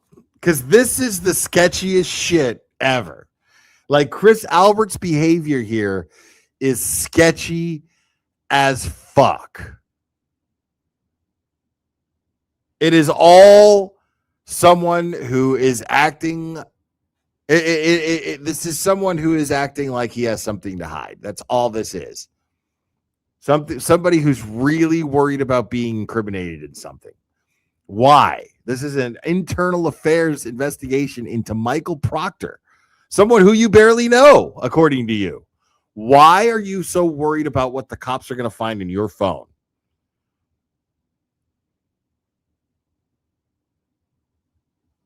Can I watch you? Like he is standing over them like, fuck. You know his heart is jacked right now.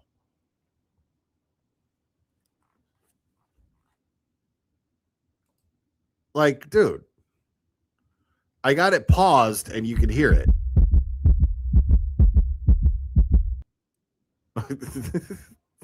This is fucking unreal.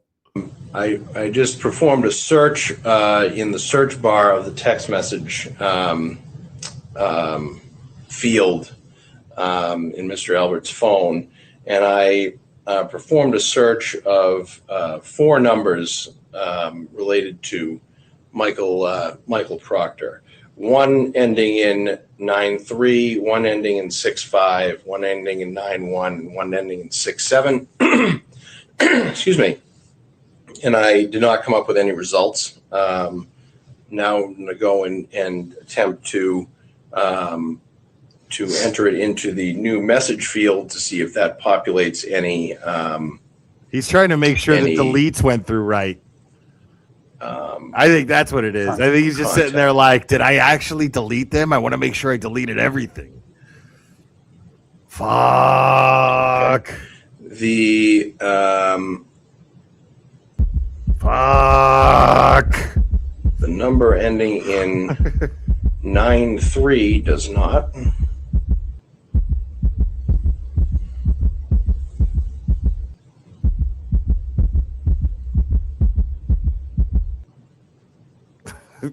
This is amazing. Number ending in 65 does not. I'm not gonna lie. Like, people, this might be the closest that we're gonna get to see Chris Albert sweat. You know, and I choose to enjoy this. I choose to enjoy this. Because we may never see those depositions. We may never see them.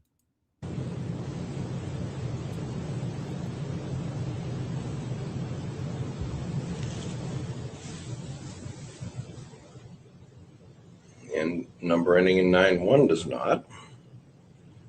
Makes me wonder if we are missing. That's a great point. Why aren't they checking Courtney's number?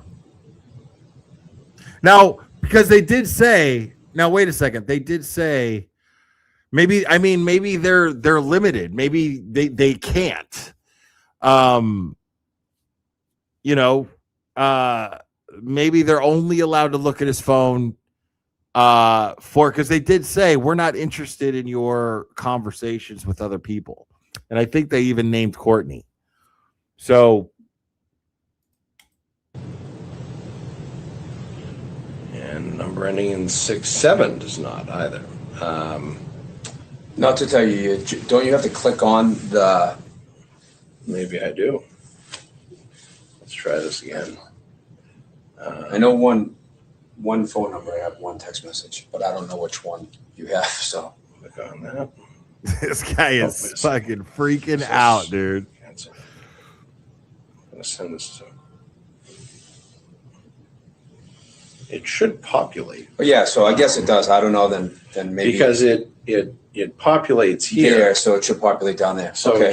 it should populate. All right. Down there. I don't know. I don't know. I've never. But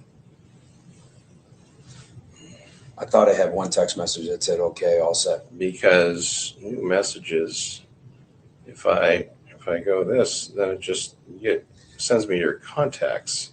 I meant down there. Down here. If you click on no. If you click on you want to talk, no, I guess not. I don't know. No, well, no, I appreciate your help. We'll try that. And then we'll just see if you can find your contacts. I meant down. If I go this, then it just sends me your contacts. I meant down there. Down here. If you click on no. If you click on you want to talk, no, I guess not. I don't know. No, well, no, I appreciate your help. We'll try that. And then we'll just see if you can find it, because I'm not coming up with anything. This is usually when I usually it would populate other messages you have in your phone.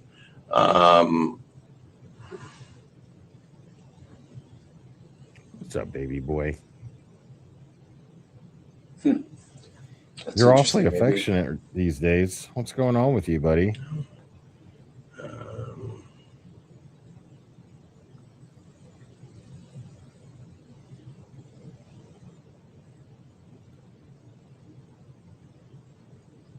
No.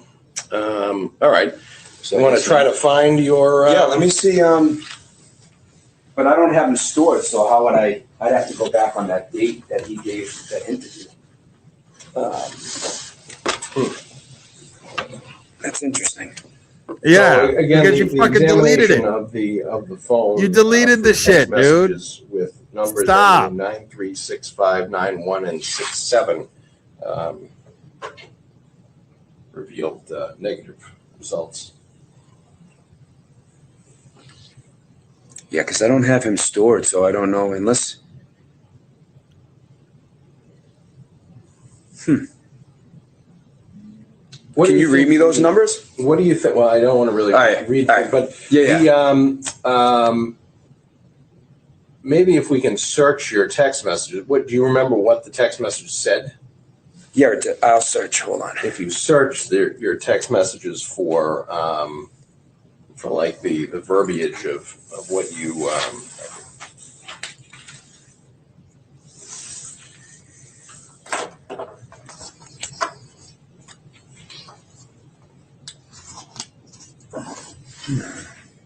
Huh.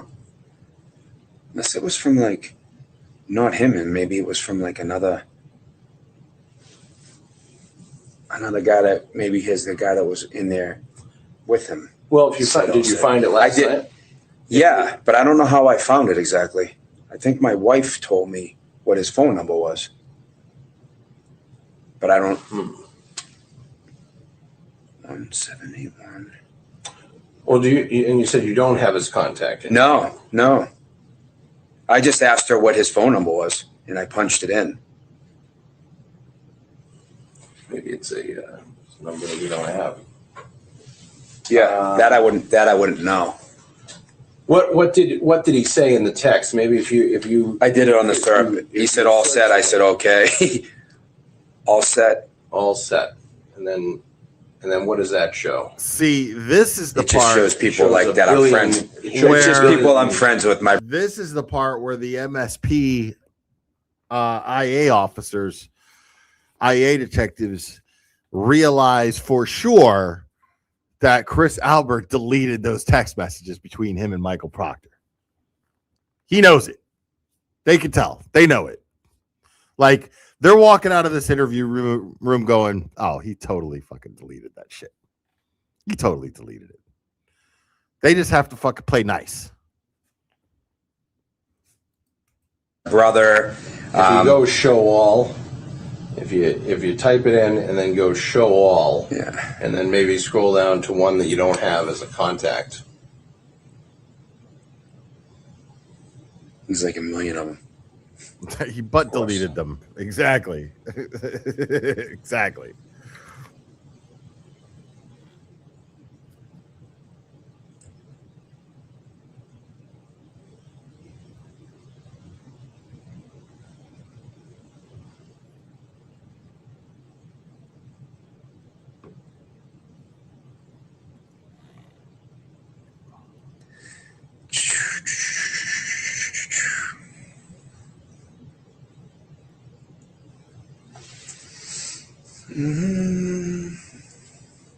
There's a lot of all sets.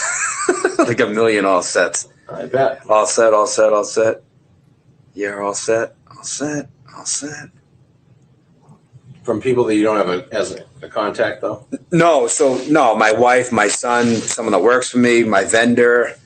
But so far, I don't have a no contact here. You know what I'm saying? Right. Mostly everyone's in my contacts.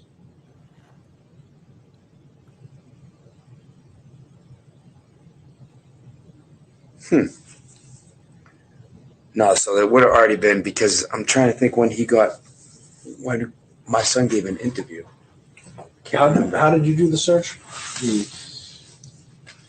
All set in messages. Okay. Well, because and I wrote see all. Okay. You got to understand, man. Like there's I mean, I'm just speculating myself, so I really don't know. But I'm assuming that he didn't feel the need to bring a lawyer because he's not the subject of an investigation. Like, I'm sure he contacted his attorney and said, should you be there for this? And unless his lawyer is like somebody who just wants to milk him for every cent he's got, you know, he's going to be like, no, you know, I mean, they're not investigating you. You know what I mean? Just, you know, don't admit to anything illegal. But don't just free up anything illegal. But they're not going to ask you anything. They're going to ask you about your relationship with Michael Proctor, and that's it. Just play dumb, whatever. I mean, I can ask my wife what number she gave me. She's actually going to be coming up here because didn't you want to finish with? Yeah, we need to talk to her again. Yeah, I mean, I guess we'll. I guess we can do that and just see. Obviously, it. They know it. Yeah, they know he deleted that shit. To see what you have. Yeah, no, I get it. Oh no, that's why I let you do it. But yeah, but I don't have any of those numbers. And do you mind if I search your contact list for Michael Proctor's name? Yeah, you can. I got rid of that. Yeah, that's the first thing I got rid of.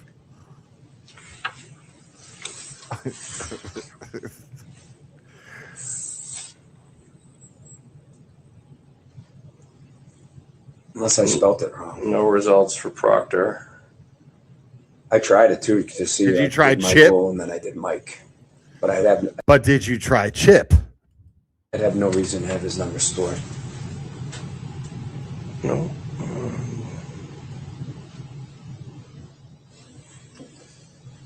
Now, did you try in the message field on the message, just typing in his name, Proctor's name? For sure. Or Bear. Yeah, Bear. Or Michael. That's what my wife calls a bear. No, there's no Mike Proctor, Michael Proctor at all in his contacts. All right. Do you mind if we try that with your message field? Put Michael Proctor in my message field? Yeah. Or just Michael? I mean, you're probably going to get a million different things. But I was okay with you seeing if he sent me a text. But we talked about Michael Proctor a lot. Did I talk to Michael Proctor? No, I deleted all of those, but I didn't delete all the stuff where we talked about Michael Proctor.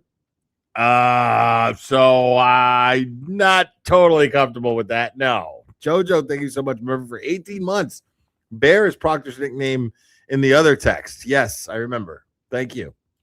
If I mention him to someone else, I don't feel that comfortable with it. Okay. Do you know what I mean? Just in case I said it to Michael Proctor's a dick. I don't, you know what I mean? Not that I would say.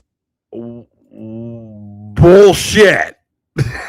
Nobody believes that. You're worried about anything involving the investigation. You're worried about talking about the investigation and Michael Proctor's name being mentioned with other people. You're worried about dirty shit you did where Michael Proctor's name may have come up and them seeing it. That's it. They know that.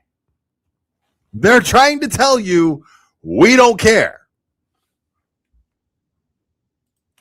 Say that, but do you know what I mean? I understand. It's one thing if I let you see if he sent me a message, which, I have no problem with, but I wouldn't want, if I had a secondary discussion with somebody else and I mentioned his name, I wouldn't feel comfortable with that. Because I wouldn't know what it was. It could be, I could be making fun of the guy. I could have, Bullshit. I mean, if that makes sense to you, I just, You're using that as an excuse because nobody believes that you made fun of Michael Proctor. Nobody believes it. And I don't think Michael Proctor gives a shit. And I don't think you give a shit if Michael Proctor knows that you made fun of him or not. Because Michael Proctor is a fucking patsy. Yeah. Michael Proctor, in my opinion, is exactly the same cliche motherfucker that you see in every other situation like this, where he falls on his sword because somebody has to take the heat for whatever the fuck is happening. And that's all this bullshit is about. These are the beginning steps of Michael Proctor falling on his sword so that the Massachusetts State Police doesn't have to take accountability for what happened in the John O'Keefe investigation and the framing and wrongful prosecution of Karen Reed. That is exactly what's going on here. Make absolutely no mistake about it. Look at his face. Look at him. He is scared out of his mind of what they're going to find on that phone. There's no reason to be that scared of what they're going to find on that phone, unless there is something that you're worried can be that you're worried that they will incriminate you with. There's nothing other than that.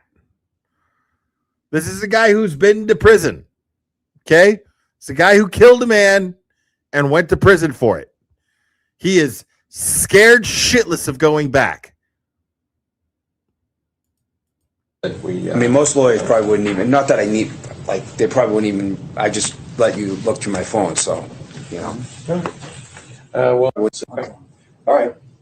I mean, if that could be making, Okay. I wouldn't feel comfortable with that. Because I wouldn't know what it was. It could be, I could be making fun of the guy. I could have, you know.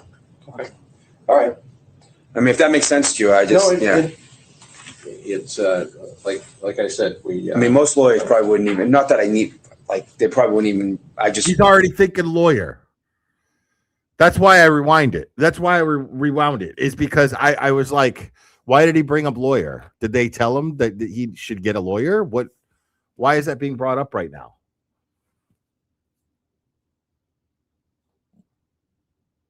He's like, I mean, most lawyers would. So he starts thinking out loud. Like he's scared. He's got a million thoughts running through his head. So many that he couldn't control which ones were going to come out of his mouth until it was almost too late. I mean, most lawyers, I mean, not that I would need a lawyer. Like he kept cutting himself off. This is panic happening in front of your face right here, which is really funny because there's no reason for it.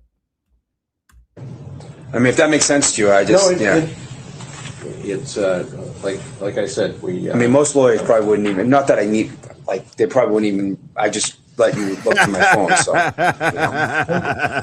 Well, we appreciate it. Yeah, no, it goes along Stop with it, answering dude. the questions that we're here to answer. Yeah, no, I totally get it. I mean, so let me ask you a question in retrospect, like, should people have asked more about relationships? Now you said that, and Well, I don't know. I was just,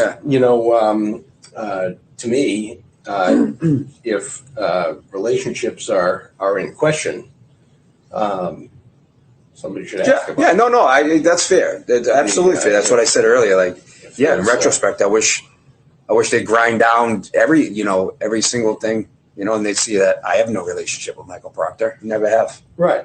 And Never had a beer with him outside of anywhere. Never been to a sporting event with him. What are you so nervous about? Never been anywhere with him. Right. And just my opinion, if you're going to be right, using someone's relationship, I don't think that he's in the slightest bit nervous of them finding out anything about Mike, because I don't think that he has anything in his phone that would indicate that he has any type of association personally with Michael Proctor. I don't think that he's worried about them finding that, because I don't think that he has anything in his phone that indicates that. I think that he's worried about them finding something else out in his phone. They're worried. He's worried about them finding something else in his phone that they could through this incriminate him for something else. That's what he's worried about. He doesn't know if they can do it, and in theory, he knows they can't or feels that they can't, but he's not totally sure because he doesn't have a lawyer present to fucking help him. So he's fucking scared. He's like, there's shit in my phone that might be incriminating. I don't think they could do anything about it, but I'm worried that there's some reason that I'm not thinking of that I would need a lawyer to tell me that they would be able to incriminate me with it. These guys who aren't even looking to bust me for anything. That's what he's worried about. And talking about it, should be able to prove it. Before I was, with Joe Right? talking about that, I would probably at least attempt to talk to the person and find out what the nature of it was. Yeah, no, that makes total sense. And to ask the hard questions, like, can we look through your phone? Yeah. And can we figure, Yeah, absolutely. try to, really bear down on the nature of things. Yeah. So that was all that I was asking, just to see. Yeah, no, I if understand. anyone has come to you to, because also that would be another statement that you made in regard to this inquiry. Sure, That could be valuable, because obviously any of your past statements regarding your relationship with Michael Proctor. No, I understand. Would be relevant to this inquiry. Yeah. No, I totally understand. Ken Barrios, do you have anything for me? Brother? No, I do not. No, Yeah. Thank you. Yeah, no problem. I hope I helped a little bit. I don't know. I mean, okay. Yeah, and if you can look for I'll ask my wife when messages and like I said, the only one that I thought there was one, and it said all set, and I wrote okay. Okay. Because I was downstairs at the DA's office. It was like 7:00 at night, and I don't think he deleted a fucking thing out of his phone.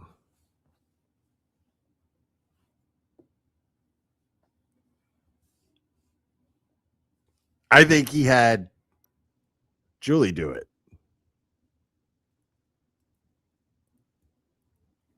I think he had his wife do it. That's what I think. He had his wife do it.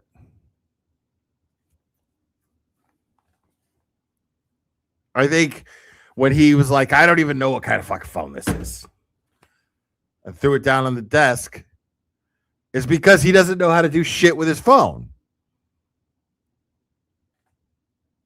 And so he's worried, since he didn't have full control over that situation, over the task of deleting stuff off the phone. He's like nervous because did my wife miss something when I asked her to fucking, because she knows phones way better than I do. I'll bet you anything that that's the case. Bet you anything Julie knows his phone better than he knows his phone.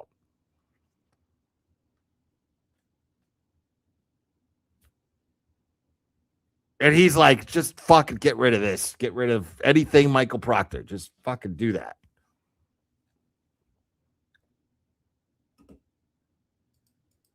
I remember it, and he said all set, and I said okay. And I went upstairs and met them, took my son, left. Okay.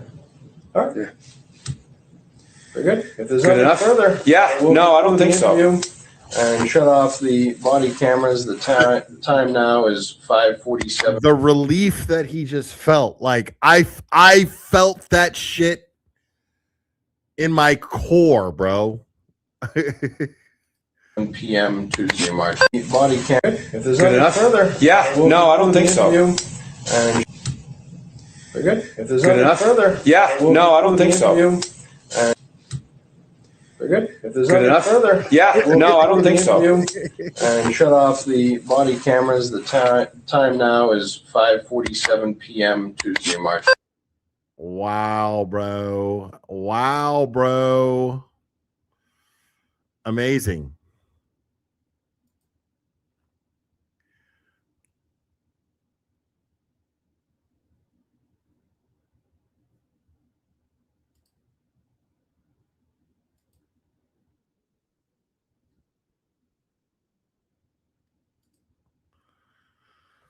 All right, hold on. Let me see.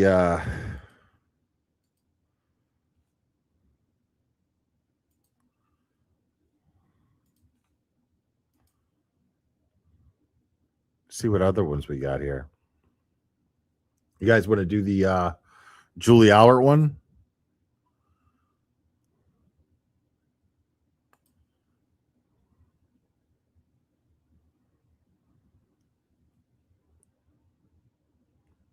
Or do you want to do Courtney Proctor?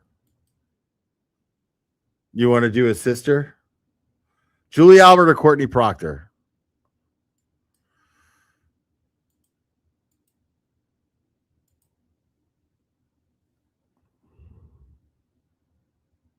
Hold on a second.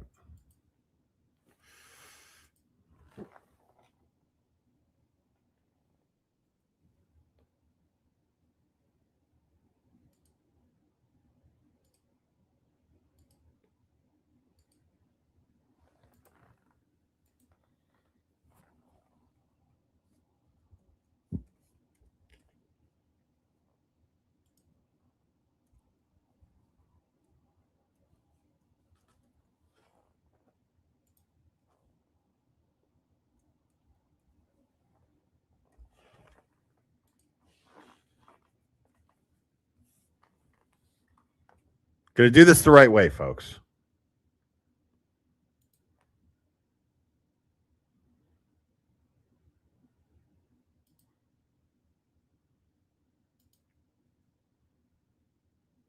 Wow.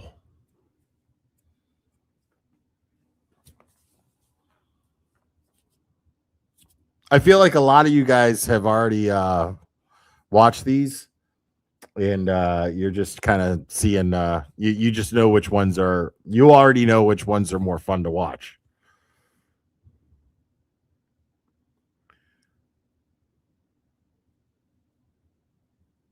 But let's see, man.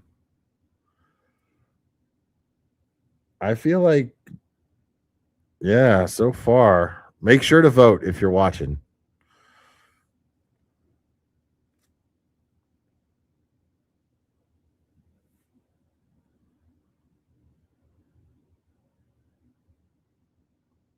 All right, let me do this real quick. I'm going to play the Jeopardy music. It'll probably play a couple of times. And then when I come back, we will find out if we'll go with Julie or Courtney.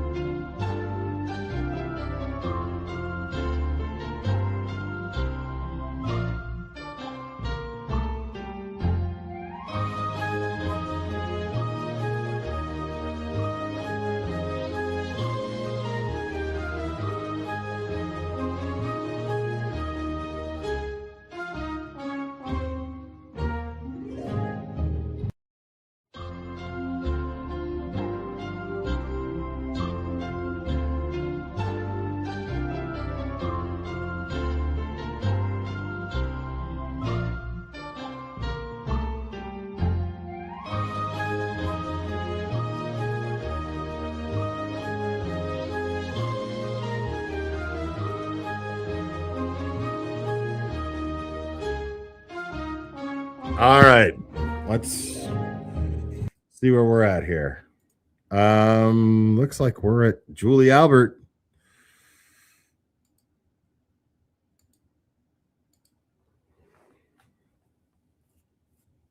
Okay.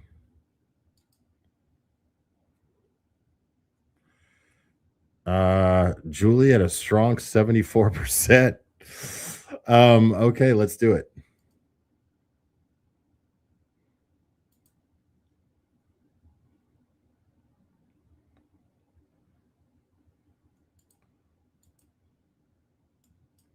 All right, I'm going to speed this one up, though.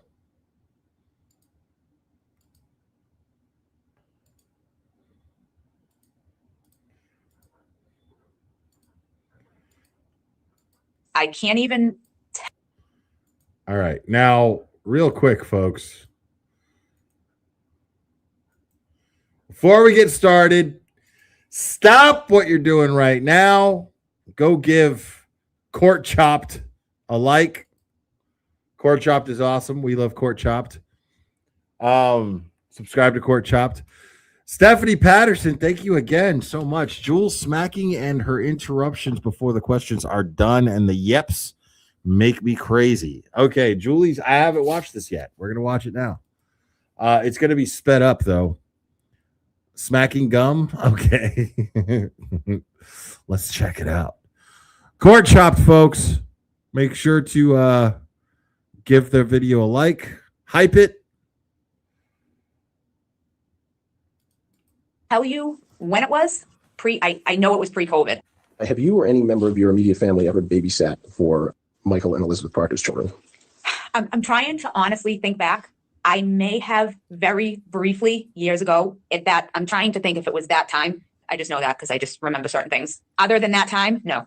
And at that point, I remember Elizabeth and Michael only had their oldest son at that point. That was the time I was at their home. I just know that because I just remember certain things. Monday, March 18th, 2024, 3:46 p.m.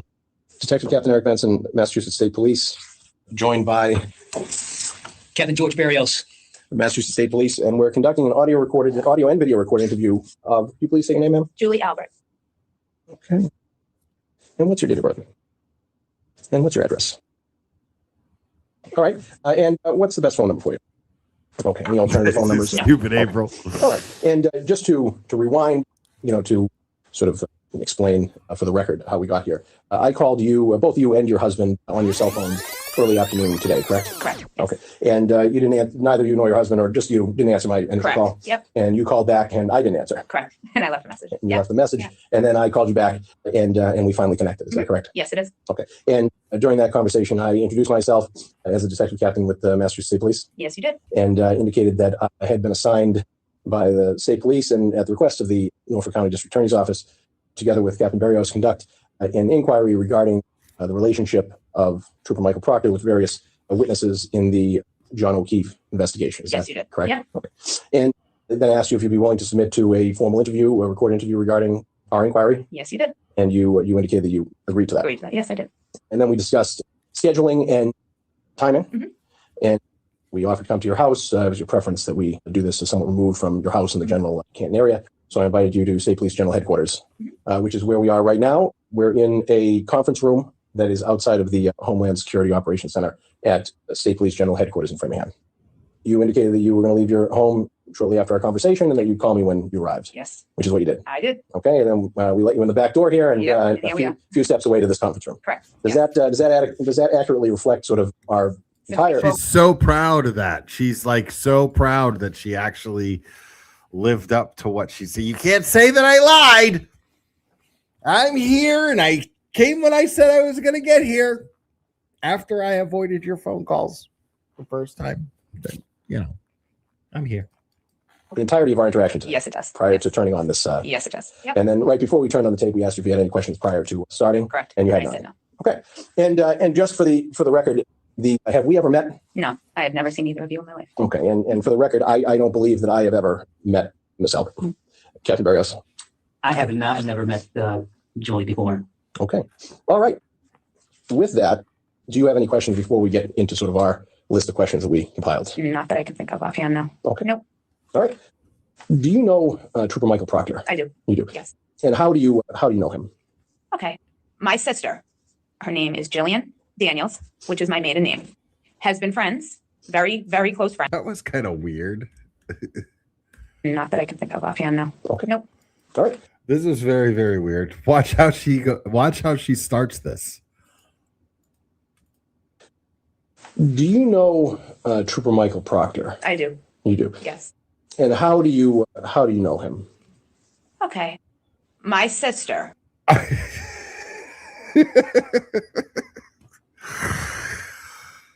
Okay. She has been thinking about this and rehearsing this in her head for the last who knows how long. However long since she first knew that they were going to sit her down and ask her this question, because they knew that this was this is the main question. This is the foundation. This is the template right here.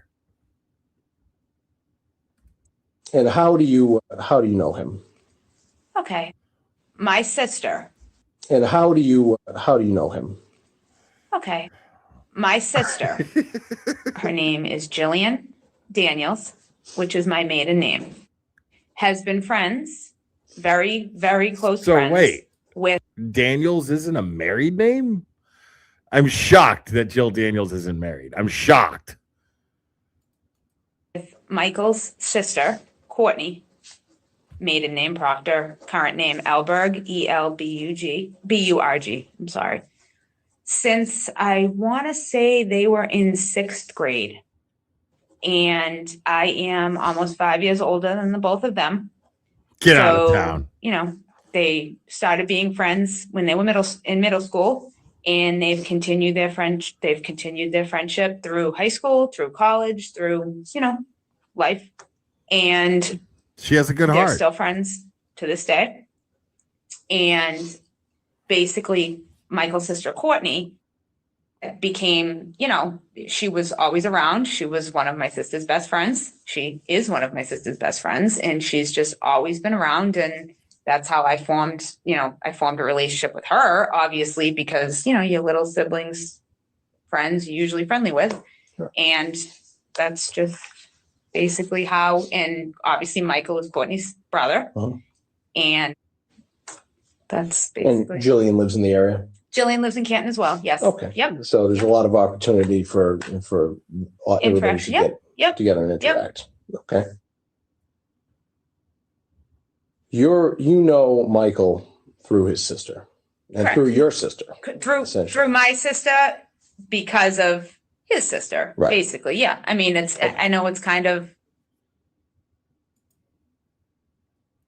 Right here, the overkill of the effort to distance herself from Michael is fascinating. Now, remember, a bunch of these motherfuckers wrote letters, dude. They wrote emails to Maura Healey, the governor of Massachusetts, whatever the fuck that colonel, whatever the fuck his name is, the guy who took over the as colonel of the Massachusetts State Police. That guy begging them not to fire Michael Proctor. Like a bunch of them did this. The McCabe's did this. Fucking, I think, well, I don't know if Chris Albert did. A bunch of them did this. I remember reading them on a live stream. I just can't remember who wrote them. But it's wild that she's now like really like doing everything that she can to distance herself. You know, botchy. I mean, it's hard to whatever, but yeah, that's basically, yeah. Yep. How long would you say you've known them for? I have known of Courtney. I mean, you know, when you're going back to middle school, it's a little different, you know, Right. like the kids, you know, you have to plan, like, you know, if I drive, you know, if my mom drives, your mom picks up, that kind of thing. So it wasn't like Courtney was a constant presence then. But when you Right. fast forward to high school and, Sure. you know, everyone's always around. But as for Michael, how long would I know him? I mean, I don't even know Michael's exact age. He's younger than Courtney. Mm-hmm. So, I mean, I don't recall Michael at all when he was in high school. I don't recall him at all when Courtney was in middle school because, you know, like I said, he's younger than Courtney. I couldn't even, well out of high school, probably. I find it impossible to believe that these people actually believe that distancing themselves from Michael Proctor, but admitting to having a close relationship with everybody he's close to, is going to like convince anyone that he had no motive to target Karen Reed in his investigation and not actually investigate these people. Liz 88, thank you so much. They were the ones doing the lines of the carnival rock and roll mirrors, and that's okay, but they never stopped. Oh, okay, I see what you're saying. Yeah. I think you've said that before. Out of college too. I mean, I would think. So you've known of Courtney Of Courtney, yep. since she was in the 6th grade. Since middle school, yeah. I would say sixth or 7th grade. Yeah. I can't tell you exactly the second her and my sister, Right. the friendship group formed. I Right. can't tell you exactly because it was my sister's friend. And Michael is not mine. even younger. Yeah. So your interaction, what was your interaction with him like when you were young? You said you I don't didn't have recall one. him at all. I didn't even, I mean, I probably knew that Courtney had a brother, but Yeah. back then, like, you know, I was almost 5 years older. So Right. they were my sister and Courtney were, you know, they were annoying to me. You know what I mean? It's like they were my Sure. younger siblings' friends. But, you know, as my sister and Courtney grew. But yeah, I mean, they were annoying siblings, friends, bro. Like, Dude, let me tell you something, dude. My brother has broken my nose. I don't even know how many fucking times, dude. You don't think I'd fucking do anything to fucking pretty much say or do anything to keep him out of fucking prison? You know what I'm saying? Of course I would. Would I lie? No. Of course not. But I would absolutely, like, put it this way. If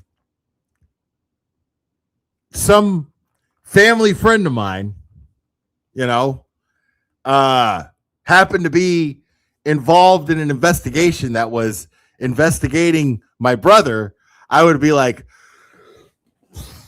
okay, cool. You know, I'd be like,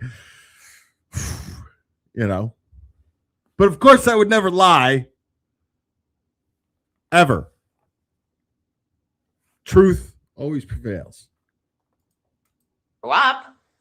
Everyone grows up and you mature and, you know, but I mean, honestly, I would say, you know, when they were out of high school, that would make Michael still in never, I wouldn't even have known him when he was in high school. I mean, we just wouldn't have crossed paths. Right. Like, I'm just a lot older. Okay.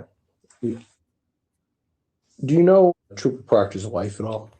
Yes, I do. I know Elizabeth. Yes, I do not know her well.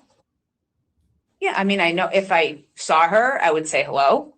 I've probably been in the same place with Elizabeth 5 times, maybe. I mean, maybe, but I don't know her. I don't know her well. We don't have a, you know, she's a nice girl, but we don't have a relationship. I wouldn't.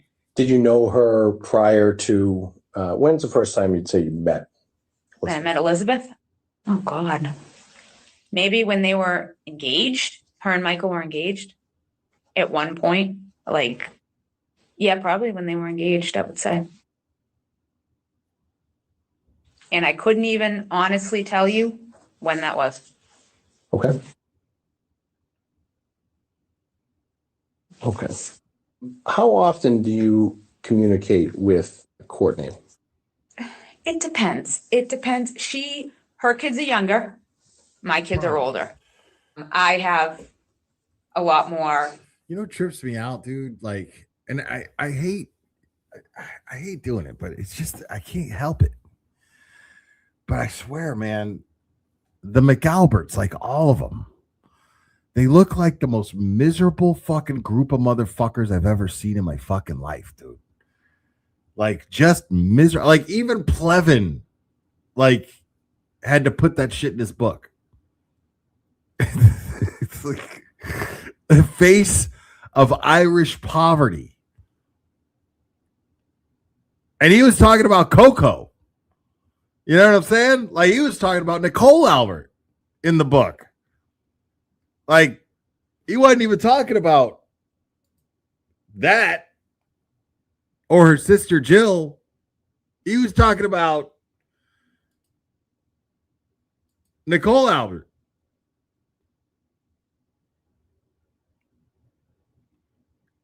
The face of generations of Irish poverty.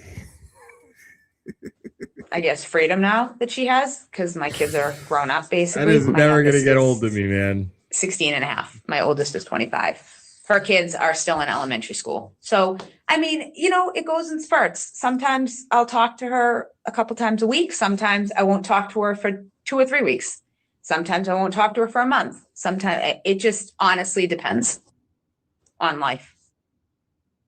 And how long has that been going on? Because obviously your relationship with Courtney started with, she was your sister's friend. Yeah. And Yep. she continues to be your sister. Oh God, yeah. Yep.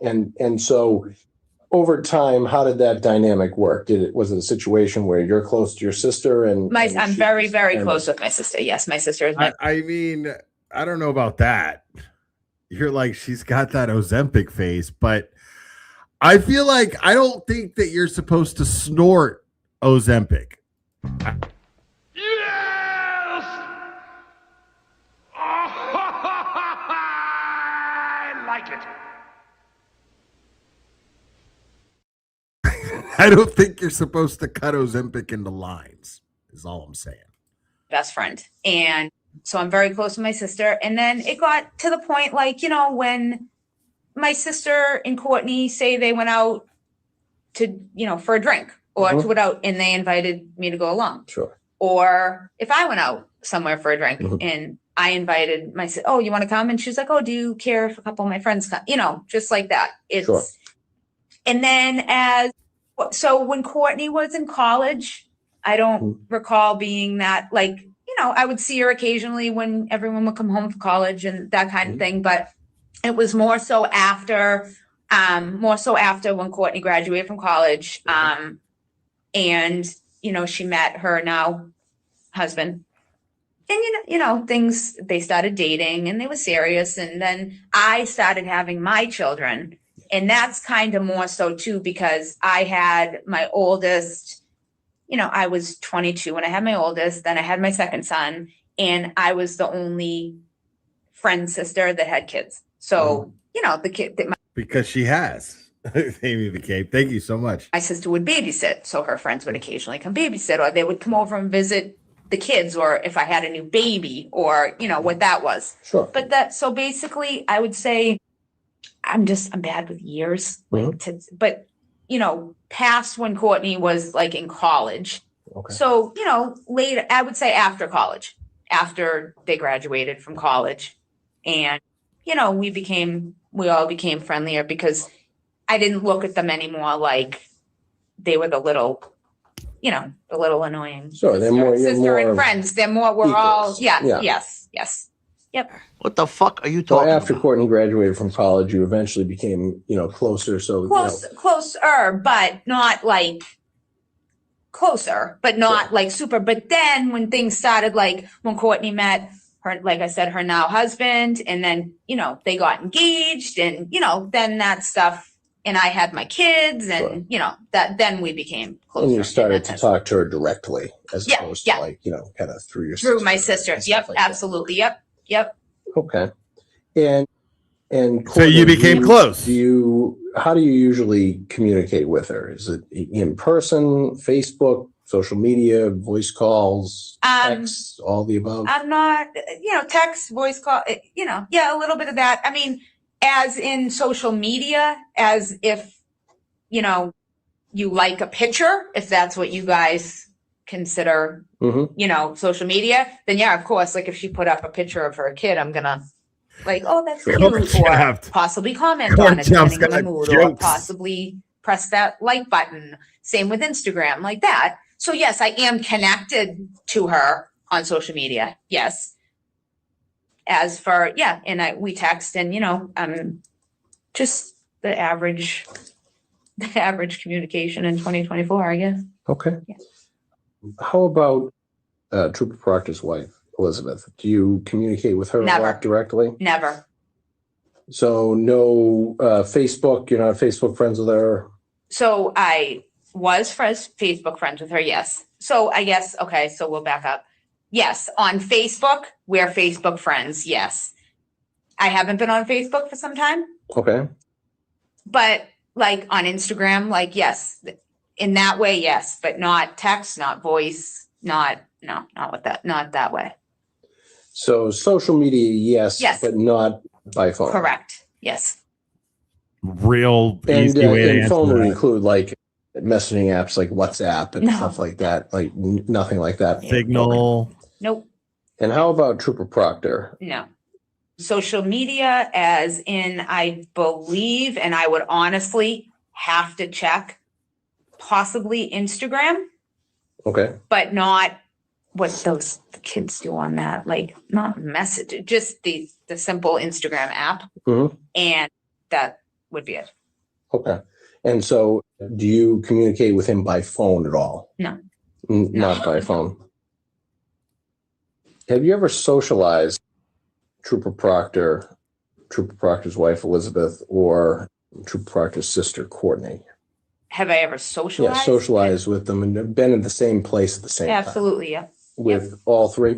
Been in the same Yes. place at the same Okay. time. Let's start with Proctor's sister, with Courtney. With Courtney, we had Like how often quite often from what you explained, right? I mean, I wouldn't say quite lately, not quite like, not really that quite often. Okay. Like I said, life just gets in the way, but the only Courtney, like, you know, the kids, her kids, my kids, she loved my kids, her kids are wonderful, you know, things like that. But with Michael and Elizabeth, the only way I have ever ran into Michael and Elizabeth in a social situation is if I've gone by Courtney's house or if I've gone by Mr. and Mrs. Proctor's house, Courtney's parents' home. Courtney and Michael's parents.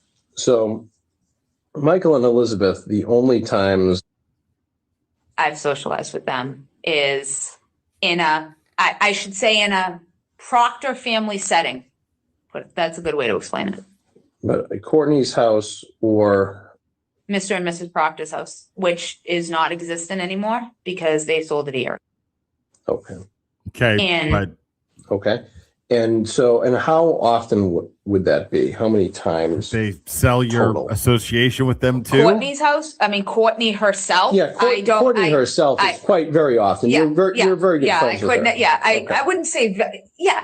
I'm very friendly with her. Yes, and I wouldn't say like super often. But Michael and Elizabeth, I would say, honestly, maybe 6 times at most, maybe. And what were those times? I remember. I'm trying to think. One Thanksgiving, I couldn't tell you. I just have distinct things in my head. One Thanksgiving, I know after my family's Thanksgiving, we stopped by there on the way home because it was Stopped by where? Courtney's, because it was Courtney's son's birthday. We stopped by there. They were having a cake. Another time could have been I was at. So real quick, yes, 6 p.m. tomorrow, holding a fundraiser for Aiden Turtle Boy. But Lauren, Common Sense Investigator, is holding a fundraiser tomorrow also. I'm not sure what time it starts, but I will be on there at 3 p.m. To raise funds for Kentucky Maverick, who I believe is getting a lung transplant. I got to meet him in person at the Tennessee thing, but it starts at 2 p.m. Eastern time. Lauren, but yeah, I met him. I had the pleasure of meeting him and hanging out with him at the Dollywood thing with all these other great people, Valhalla and the Expert and the Baker and a bunch of great people. So I'll be on there to help Lauren help raise funds for Kentucky Maverick. Courtney's. I will be on there at 3 p.m. But 2 p.m. start. When Courtney was pregnant with her second child, Courtney had a kind of gender reveal cookout at her grandparents. At her parents' house. And I don't recall if both Michael and Elizabeth were there. I don't recall if Elizabeth was there, but I know that Michael would have been there. It was his sister. Maybe a cookout here and there at Mr. and Mrs. Proctor's home. They had a pool. I know in the summer, they love to host, and they would have people at their house for cookouts, family cookouts. Yeah. And that really is the extent I've outside of a Proctor like cookout or gender reveal. Maybe, Courtney had an engagement party at her parents' house. I can't tell you how many years ago. Outside of that, I've never been in a social setting with Michael and Elizabeth. Like never at a bar, take that back, social setting. At Courtney's wedding, I was. Courtney and her husband's actual wedding. But other than that, we've never, had a planned night out that we all go out together. We've never had, we'll meet at the bar or will this, none of that ever. All right. And when approximately we when never were all of these? Are these? We never blew down rails together. all like recent, or are these all like over what period of time are we talking about these 6 total times? So I'm trying to remember my best date wise. Yeah. So Courtney's son is, we'll put it into perspective here. For one of them, Courtney's son is 7. Okay. Her daughter is 10 or 11. So if like, oh, okay, that's enough. So if her daughter, like say it was a birthday party for her daughter, like that. Mhm. So her daughter's 10. Put it that way. Okay. Courtney's been married since. Put it that way. Like, years. Like, Since prior to the birth of their first child, or oh yes. Oh yes. Yep. so more So than we're, 11? yes. Okay. Yep. I think it was 20. Why do I want to say 2012? Oh my God, dude. Yeah, maybe 2012, 2013, possibly. Was her 2012 wedding? area. Yeah. Okay. And you know, this isn't exact. I'm just trying to Sure. give you the best. This isn't like exact down to the perfect, but I'm just trying to do the best I Sure. can remembering. No, and that's all that we ask. Yeah. When is the last time that you were in a social setting with Michael and Elizabeth Proctor? Gosh. Michael, I honest to God, I don't, a social setting? Like Yes. Well, As in- well, are you talking like in the same room? I'm Or- talking about in the same room, in the same setting. In Yes. a setting where In the it's same not general professionally based. or area. Same event. So A setting where he's not asking you questions that pertain to a murder investigation. It's not that hard. It's really that simple. Any setting where he's not asking you about a murder investigation. I'm just making myself clear here. Are we talking an event or are we talking a conference room? We're talking everything. We're talking We're events and smaller settings, but if you could just, indicate which is which. Which is which? An event, I would say, oh my God, maybe possibly like COVID-y time, maybe, Okay. COVID-y time. maybe that could have been the Thanksgiving I where we popped over after our, I remember COVID-y time, and it was it was roughity. All of the maskies that we had to wear. I mean, all the stories were closed. All of the I mean, it was crazy. I mean, you could still buy beery and alcohol-y, and but you couldn't go to worky. You couldn't go to worky. And people died. People died from COVID. They did. It's tough. It's a tough time.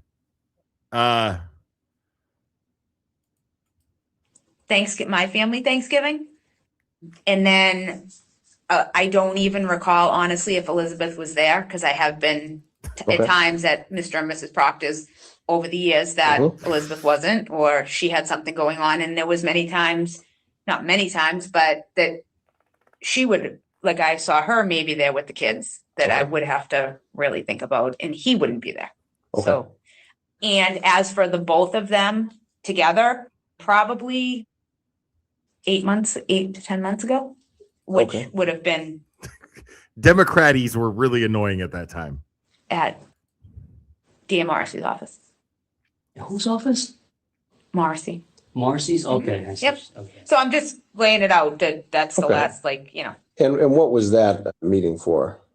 just to discuss what was going on. Oh. And I don't even, to be honest with you, I don't even recall, Michael wasn't in the actual room with us. Elizabeth was, and Okay. Michael wasn't. Okay.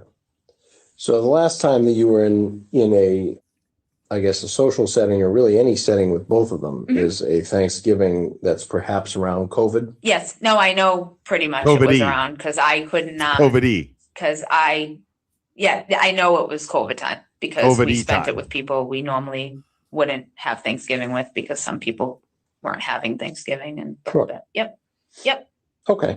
And since the death of John O'Keefe, have you, aside from this meeting at the DA's office, have you socialized with or been in any setting together with Michael or Elizabeth? Hey, that's Proctor? great to know. I And love or that. Elizabeth? Since John died. Yes. No, I have not. Okay. No. Covered a lot of this earlier, but you indicated that you have been to a wedding and to some parties and social events where Michael Proctor and Elizabeth were present. What was your level of interaction with them at these events? Like at these 6 events that you referenced, the most recent being Thanksgiving, what do you talk to them extensively, or who held your hair back? What is the nature of your interaction during these Just events? honestly, everyone's in between the kitchen, the living room, the family room, and there's other family of theirs as well, not just them and me. And just small talk. They have small children, which means that their life is, if you have small children opposed to someone like me who would have had kids that were 4 years ago, like say 12, I can just sit and relax. They can't do so much.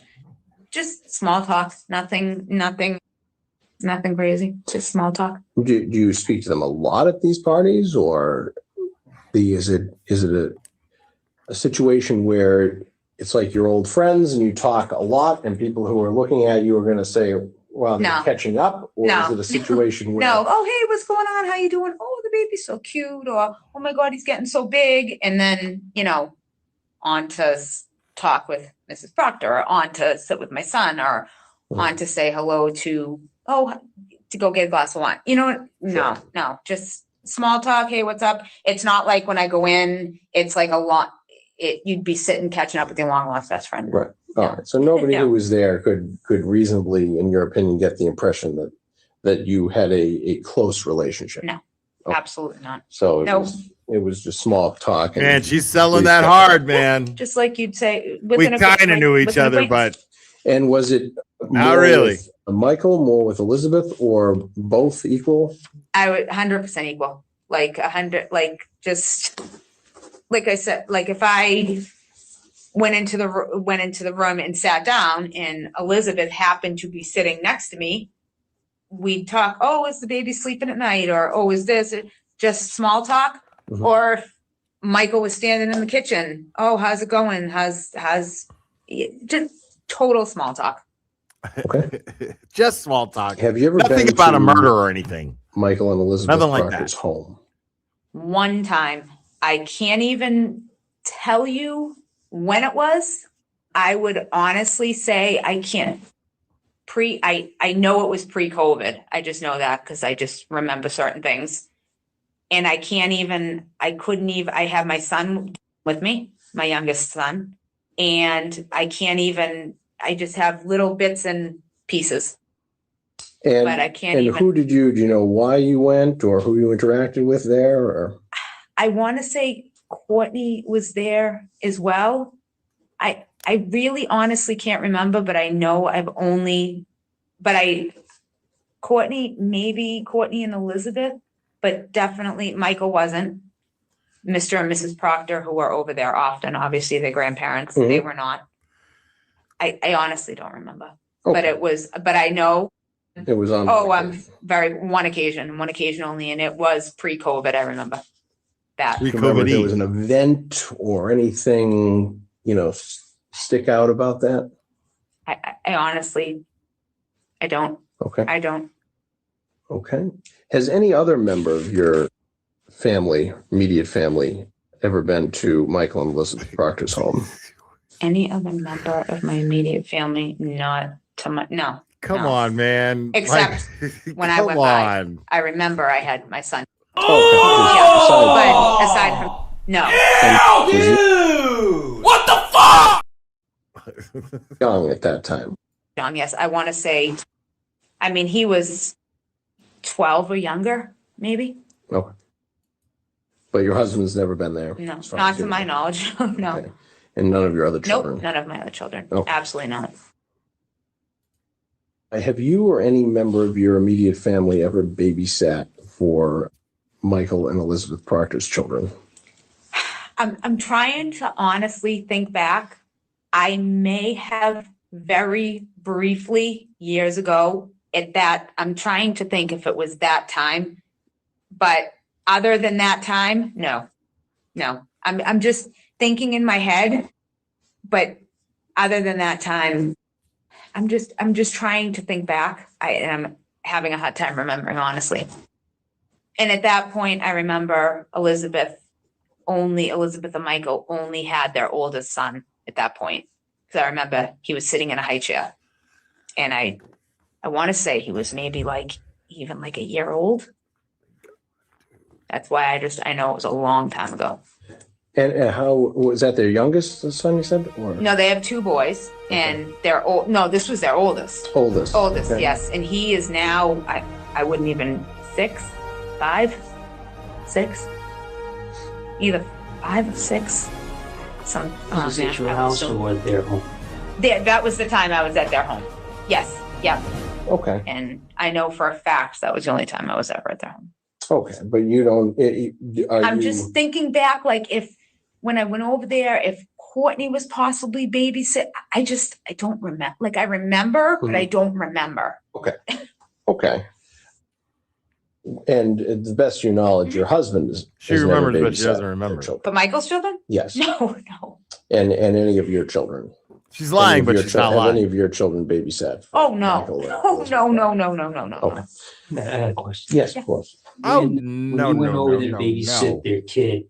I'm not. You're not positive. Yeah. But you I do remember going over there. I said that, yes, that one time Yeah. I went over there years and years ago. And I don't recall. I don't know if Courtney was there and I don't recall. You remember what brought you or led you there, how that communication evolved, began, or how it came about? I really don't. Like I said, we're going this is years ago. I really don't. I don't. No. Okay. Were you or any member of your immediate family ever asked to babysit Michael and Elizabeth Proctor's children? I recall Courtney asking, like I said, it's very, very, very, very fuzzy.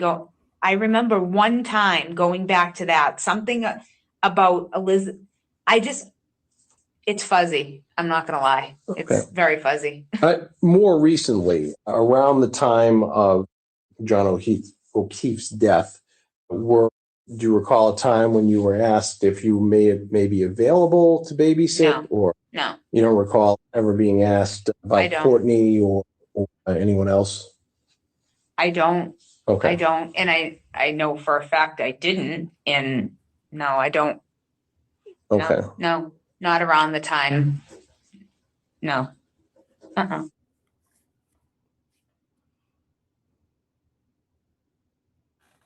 There was are you familiar that there's reporting that there was an ask that Yes. you were asked? Yep. Okay.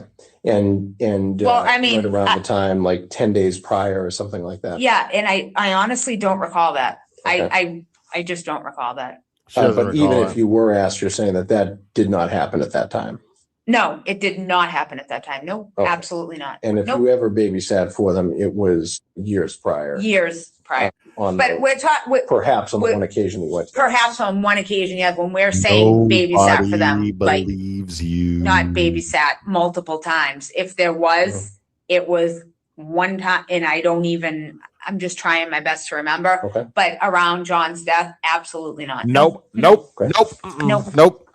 Or anytime close to that, no. Did you ever indicate that Absolutely you were not. proud of Trooper Proctor and wanted to buy him a gift? So again, I'm fucking. when things happen far back, I'm saying no like that from now on, bro. Just to see how people react to it. Anytime somebody asks me a simple fucking question, I'm gonna go, nope, nope, absolutely not, no. No, no, no. I don't have the greatest memory in the world, and Sure. it's hard to remember every little detail of your life that it's gone on, but Sure. I do remember vaguely. I listen, I don't have a great memory. Okay. I recently stopped drinking alcohol. Okay. I switched to turpentine because alcohol is not strong enough anymore. But my memory just isn't what it used to be. But if there's something that you ask me that might incriminate me, I definitely am going to say no. Absolutely not. Definitively no. Whenever it's a question that might seem like I know Michael Proctor better than I've been saying that I do. So when that happens, I'm going to know for sure that it's an absolute no. But other than that, understand that my memory's a little bit hazy because I'm a turpentine-aholic. So just know that. Day that Karen Reed was arrested, I do remember being overcome with emotion. Michael Proctor, Courtney's brother, had arrested my friend, the person who took my friend's life, the person who I think took my friend's life. And I just remember being, you hear stories on the TV, you see, policemen making, policemen doing things like this. And when it happens to someone that and one of your friends, it's a lot. And I remember somewhat saying something of that nature. Like I don't remember 100% what it was. But I remember saying something, meaning that I was relieved that Karen Reed was arrested for the death of my friend. Today, Junior? Okay.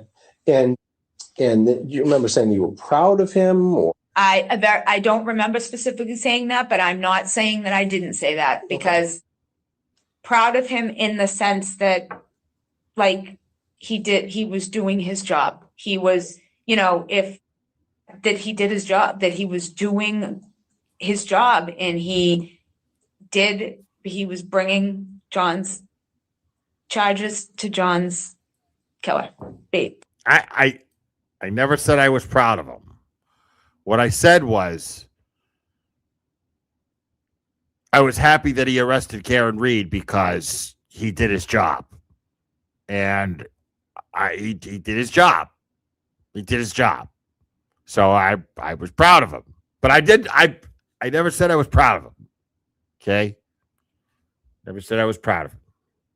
Just want to put that out there. That's basically, I'm trying to just be, Sure. And you said that to who? It's Courtney. I know that. Okay. Yeah. Yep. But you don't remember. And do you remember what Courtney's response was? I don't. Honestly, I don't. I do not. Okay. And did you ever buy him anything? No, I did not. Nothing. Nor, and I'll answer your next question, nor did I buy Elizabeth anything either. Notice where her eyes keep going. I managed to pause it right where I wanted it to be seen. She looks down at his notepad to see what he's writing down every time she answers a question that she's worried about whether or not they believe her. So whenever she's worried about whether or not they believe her answer to a question, she looks down at that notepad to see what this detective is writing. It's fascinating. I love it. Okay. Did you ever speak with a Trooper Proctor directly regarding the investigation into the death of John O'Keefe? Like, watch. I'll show it again. Nor, and I'll answer your next. Was? I don't. Honestly, I don't. I do not. Okay. Look at it right there. Did you ever buy him anything? No, I did not. Right there again. Nor, and did you ever respond? Watch. I don't. Honestly. I do. Watch her eyes. Watch her eyes right here. Watch your eyes right here. Not. Okay. Boom. Boom. Right there. And Back to his eyes. Buy him anything? No, I did not. She says the answer, looks right down at his Nothing. notepad. Nor and I'll answer you next. And now it's like, okay. Because she was ready for that.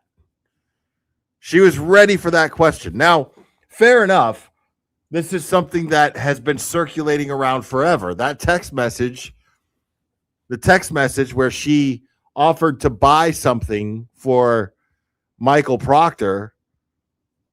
She texted Michael Proctor, and then he said, talk to my sister or something like that. I can't exactly remember. Came out in the first trial. But she was ready for this question. She was waiting for this question. And I get it. It would be foolish to not expect this question if you're her sitting in this position. I get it. But the way that she's handling it is really, really telling. The fact that she's like, I'll answer your next question. She's defensive as fuck. And she's trying not to look defensive, but she cannot control her eyes. And her eyes tell you all you need to know. Because every time she answers and she's worried about whether or not they believe her, she watches to see what they're writing down. Next question, nor did I buy Elizabeth anything either. There we go. Eyes right back down to the notepad. Right there. Right back down to the notepad. Back to his eyes, back down to the notepad. Chewing gum, nervous. She's watching that notepad with everything she's got. Every bit of attention that she can muster goes to that notepad. Okay. And then she looked at the camera. Boom.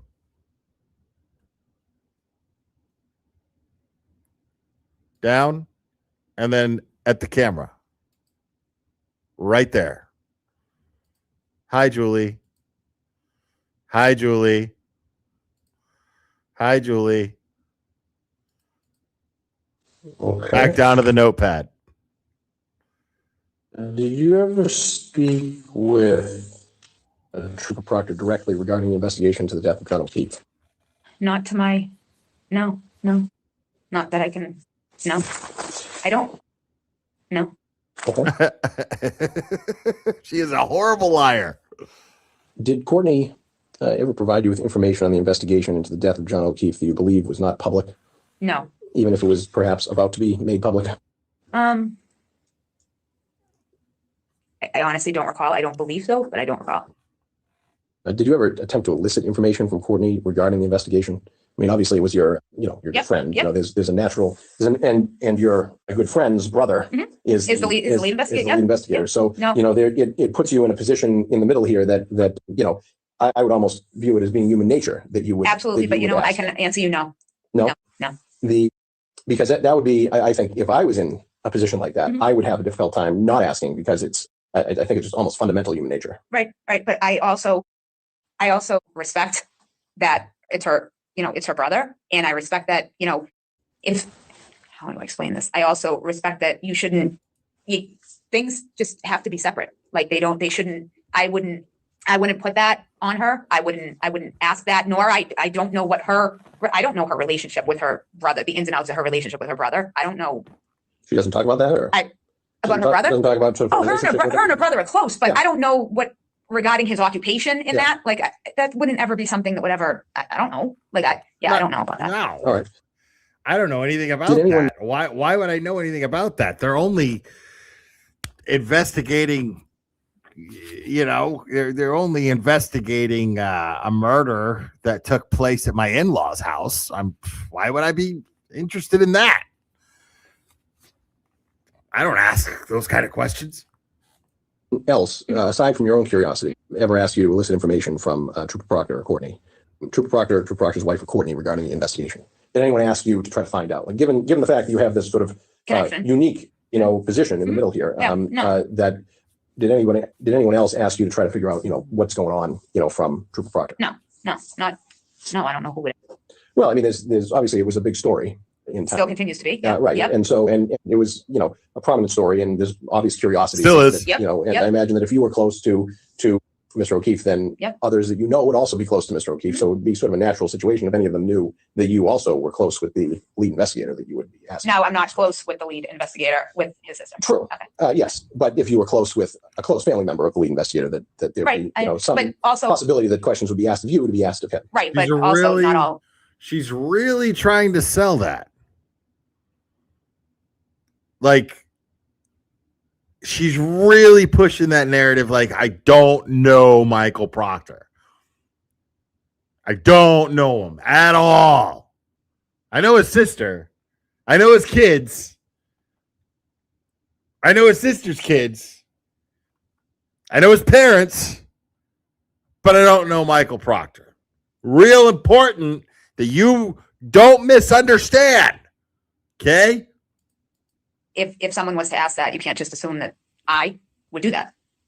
Sure. Which I wouldn't. Well, that's why we're asking. Yeah, not my intention. No. Okay. No. Okay.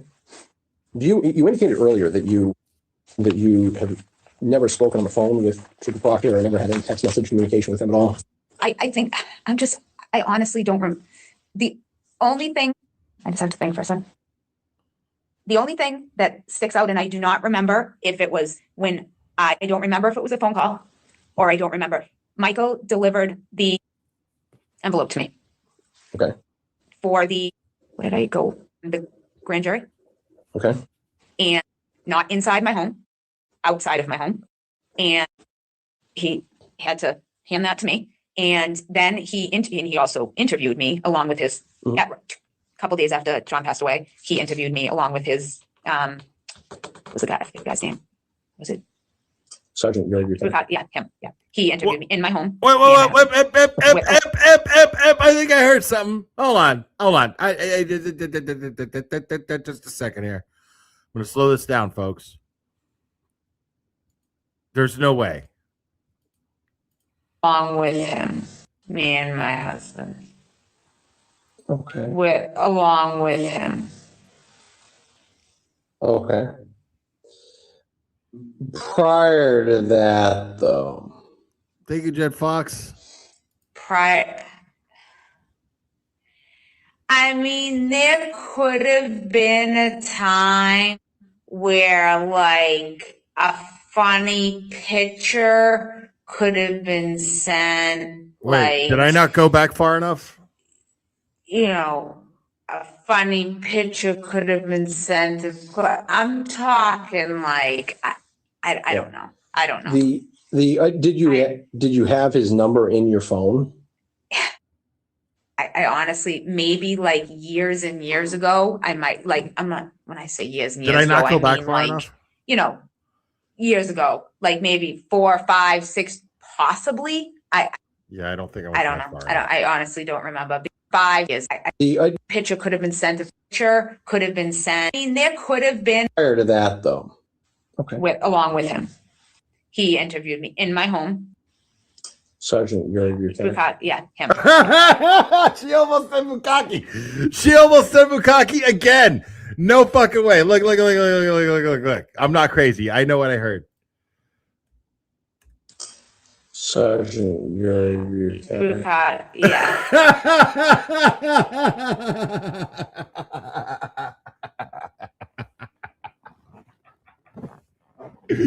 She almost said it again. Him. Yeah. Sergeant, you're yeah, him. He interviewed me in my home, me and my husband. She almost said it again. Along with him. I love it. Okay. Prior to that, though.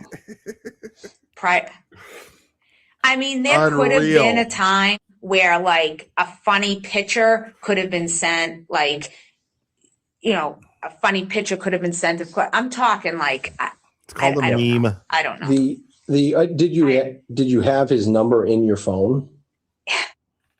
I honestly, maybe like years and years ago, I might when I say years and years ago, I mean like, years ago, like maybe 4, 5, 6, possibly. I don't know. I honestly don't remember, because I know that like there was a funny picture of Courtney when she was younger. And I know that like maybe maybe she sent it, or maybe he didn't, but maybe she sent it, because she would be the connection. She would be the connection. She would be the connection to the three of us. So, Yep. So there's Possibly, but honestly, nothing like communications back and forth, like, hey, what's going on? What are you doing? Ever. Never, not 10 years ago, not 15 years ago, not a month ago, not a year ago, never. Because I don't have that kind of relationship with him, and I never have. Okay. Are you aware that there's some reporting that there was? Yeah, well, so the reporting that you say, like that there was a text message in it, or a message, and it was empty or something.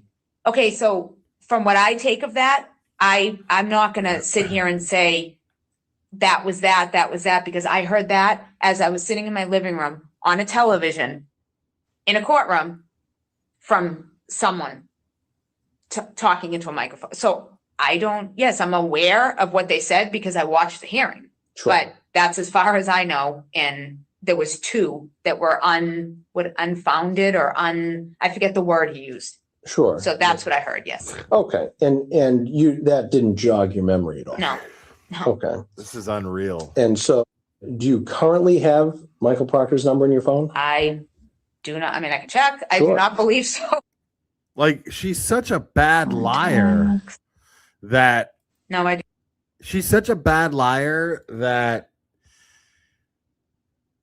she is almost a good liar. And the way that I mean that is, she's such a bad liar that she frustrates you to the point to where you're just like, fuck. Like, she makes it frustrating for you to have to listen to her lies. You know what I mean? To where you just don't, you want to just believe her just to get her the fuck out of your face. So she stops fucking lying and playing so goddamn stupid. She is frustratingly stupid is what she is. Mike, thank you so much. Remember, for 32 months. I love it. Her face has been wrinkles. Her face has more wrinkles than Cosgrove's yarn bag or yam bag. Is that a yam bag? What's a yam bag? Thank you. Appreciate it. You don't? No. Okay. So obviously this is a situation where the defense is asserting something, which you viewed in the hearing, and you have no memory of these text message communications. What we'd like to do, with your consent, is we'd like to look at your phone for any record of those communications. It would be narrow to just looking to see if we can recover or find the text messages that were referenced in court the other day. Because obviously, without having the material that was in the text messages, it leaves it up to speculation and interpretation what they were. I believe that they probably did occur because, I have it. Because they showed up in a murder trial. That they didn't occur. That's why. If they're being, put forward in open court. Right. So it's important, I believe, to try to figure out what was in those text messages, because in the absence of hard information of what they were, it is left for speculation, which obviously isn't a good thing given the situation. Right. So I'm just not going to make this decision right now. Okay. I'm just going to talk to my husband and, but I mean, and get back to you, because I wouldn't even know how to. Okay. Well, so what it was, so to make your informed decision, what it would be, we're not looking to dump your phone, which would be to extract all information from the phone. Yeah. We're looking to look through the phone for communications with Trooper Proctor. Okay. And any group text message threads that you and Trooper Proctor are on Okay. together. And most importantly, really the primary function is to figure out what was in those messages. Those messages. Because you can see, obviously, in the absence of real information, people can say that they're anything. Yeah. Because there's no information. I absolutely love this question right here. Because it is actually a good question. Gerda K. Do I know if there are programs that retrieve deleted messages? I don't believe that there actually are. At least none that help in this case, considering the fact that I personally believe that if there was such a program, there would be several McAlberts in jail right now. I personally believe that. Dizanne, thank you so much. When she said Bukkake on the stand, though, Jesus, right. She totally said Bukkake. Full on. She stopped herself this time. Because this guy went Buchanan. She went Bukkake and he said Buchanan. And she went, yeah, him. It was great. Contrary. So finding them, I believe, or trying to recover them is well, it's a good yes, thing. Good thing because it's a good thing regardless because it's in the interest of justice, I think, to recover them because it. So why do you need Chris's permission to give your phone over to the cops real quick and let them look through it? If it's a good thing, if looking through your phone is a good thing, what's stopping you? Exactly. Why might Chris object to this? Is information, hard information, which is what Scott Messerschmidt, what's up, homie? At court. So that is our purpose, and that is why we wouldn't expand it to other areas of your phone. But I think you understand the importance of recovering those messages. Yeah. And that would be the ask.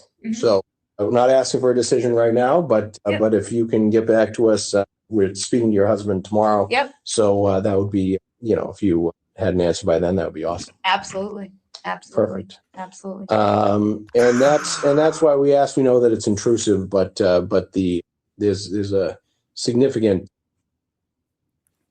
important to figure out what those messages are. That doesn't apply because this is an internal affairs investigation into Michael Proctor based on the information that was recently revealed to them at the time of his text messages to or about Karen Reed that showed up in open court, and certain communications that indicated that the Alberts are closer to the Proctors than they have indicated. So that does not make her in any way criminally liable, at least not in this case right here, not in this particular setting. So they're giving her these options because she's a cooperating witness. And it's not even a criminal investigation. It's basically to find out if there's any criminal activity going on with, well, I mean, I guess technically that makes it a criminal investigation to some degree, but Proctor never ends up getting charged with a crime. But based on this investigation, he ends up fired. Based on the findings of this investigation, he does end up fired. So, but Julie Albert, anybody else, they're just witnesses. So they're not under any criminal investigation at all. So they're going to give them, this is Massachusetts internal affairs. She's not a cop. She's not a Massachusetts state trooper. The detectives who are questioning her right now investigate Massachusetts state troopers. Best way I could put it. Yeah, I understand that. Do you have any questions for us at all? I don't. I probably should, but I don't. I just said it was an internal affairs investigation. Do you have anything that you think that we didn't understand or that you think isn't clear in the record in terms of the questions we asked? Well, I mean, to sum it up, Yeah. like to put what we just talked about, Sure. Oh, they're acting What- sketchy because they're is trying a to. friend of mine. Mhm. They're acting sketchy because Proctor is a friend of theirs and they are trying to protect him. That's why. And if anything turns up to where they feel like they need to investigate Michael Proctor even deeper, that's where they get scared for themselves because they're afraid of any impropriety that could be deemed illegal, where they might have broken any laws that they could be implicated. That's what they're worried about. That's what she's worried about. That's what Chris Albert is worried about. But at the moment, the mindset is mostly Proctor's our friend, and we want to keep him as our friend in the Massachusetts State Police because look how much he helped us in that investigation. We want him to be cleared of all this, and we can go back to business of doing the dirty shit we do with a buddy in the Massachusetts State Police having our back. That's what's going on here. Michael is her brother. Sure. Years between us age-wise. You know, No, I he's an know acquaintance it's of mine. rhetorical, but That's just how it is. Elizabeth is an acquaintance of mine. Her parents are, you know, it's just the whole, it's just Courtney. And it's just because she's Michael's sister, doesn't, you know, he's just an acquaintance. That's Okay. what it is. And I don't want to get too much into the Yeah. actual homicide because we're No, and I don't want. narrowly Yep. focused on this relationship situation, Yep. but I really have not followed this case very, very closely. What is just Good. the bare bones basis of your relationship with John O'Keefe? Were What you is my Yeah, relationship? with him? Okay. Yes, he was my neighbor. For a long time. He was my neighbor for probably 8 years, maybe give or take a And you year. became friendly with him Yes. because of that. Yes, Okay. yeah. Did Yep. you know him previous? I knew of his situation because, you know, it was a big thing in Canton when his niece and nephew's mom died. And then it was a sad time when the mom died. And then shortly Sure. later when their dad died, it became, you know, it was a very sad time. And then, you know, with all the newspapers and the, you know, the fundraising and Mhm. everything. And then, you know, I didn't know him at all at that point. I had no idea who he was.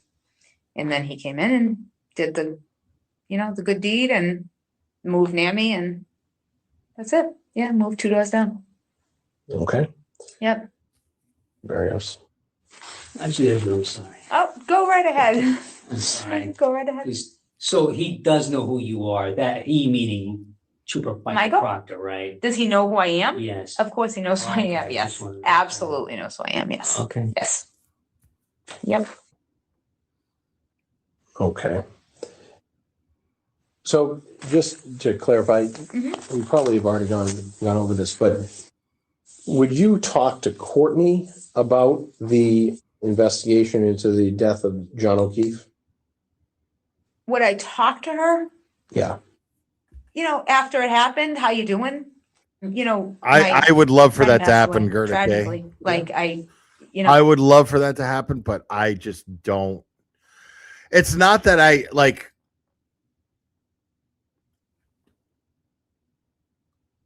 Look at it this way.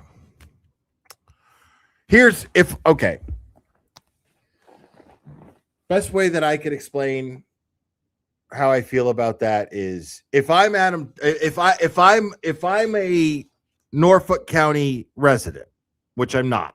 If I'm a Norfolk County resident and a voter, I would vote for Adam Deitch, not expecting him to reopen John's case, not expecting him to do that, but I would be voting for him to ensure that whatever happened in John's investigation doesn't happen in another investigation.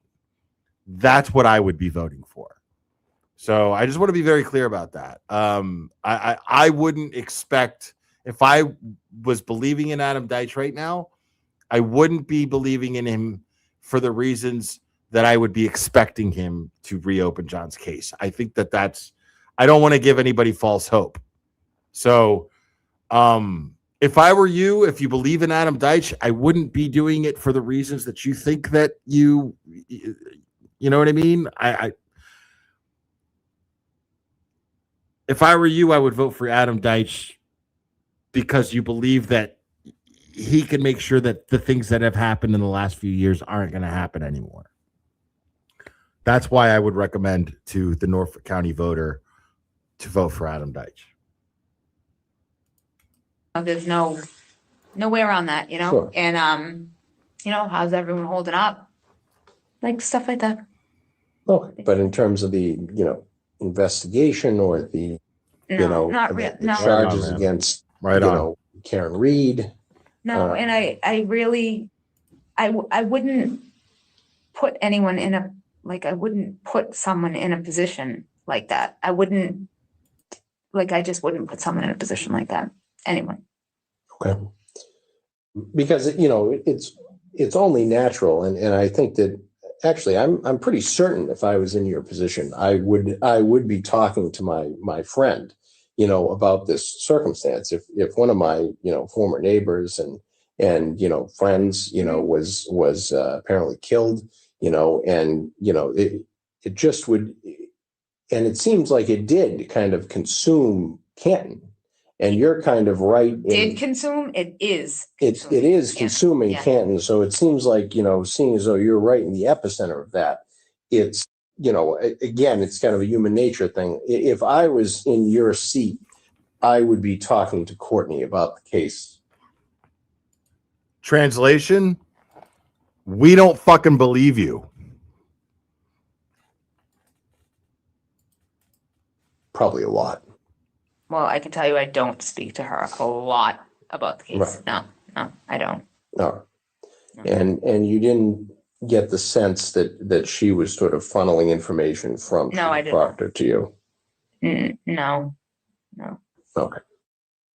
If there's nothing further, we'll conclude the interview and shut off the recorders. The time now is 4:43 p.m. Monday, March 18th, 2024.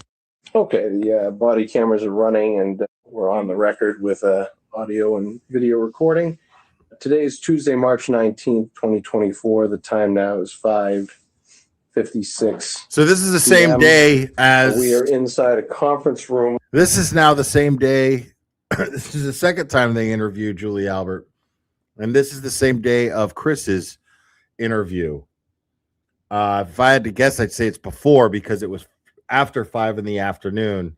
when they ended Chris's interview. So I'm saying that I'm thinking that they interviewed her before Chris Albert. Located in the office space of the Disabled Persons Protection Commission, located at 300 Granite Street, 4th floor in Braintree, Massachusetts. I am Detective Captain Eric Benson with the Massachusetts State Police, and I'm joined today by Captain George Barrios from State Police. Conducting an audio and video recorded interview of, could you please say your name, ma'am? Julie Albert. And your date of birth, please. And your address. And your phone number.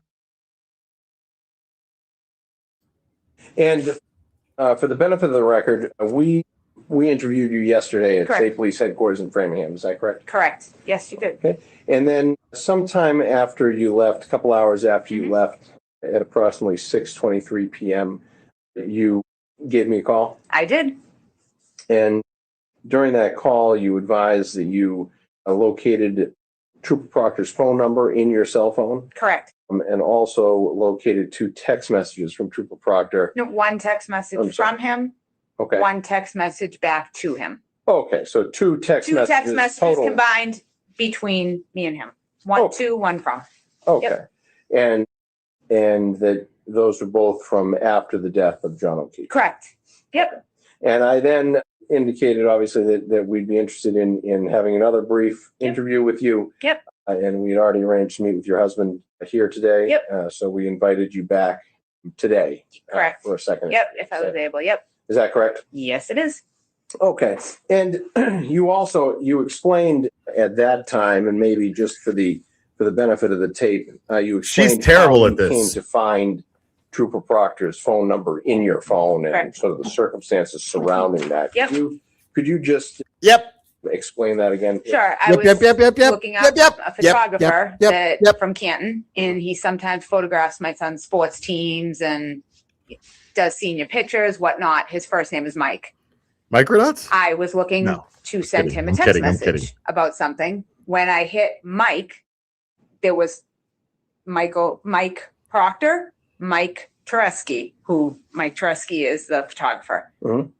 And I said, oh, I do have his number. And that's when I immediately called you because I had his number. But when I looked, when I was in the interview, I typed in Michael, which that's what I will call Michael Proctor, Michael, not Mike. Mhm. And that's why it didn't pop up on my phone. Okay. Everyone when else I was calls sitting him in here Chip, with though. you guys. Okay. Because I typed in Michael, not Mike. And when you type in Michael, it's Mich, it's not Mike. So even if you spelled out Michael, it Okay. wouldn't, the letters don't match up. So it wouldn't have popped up.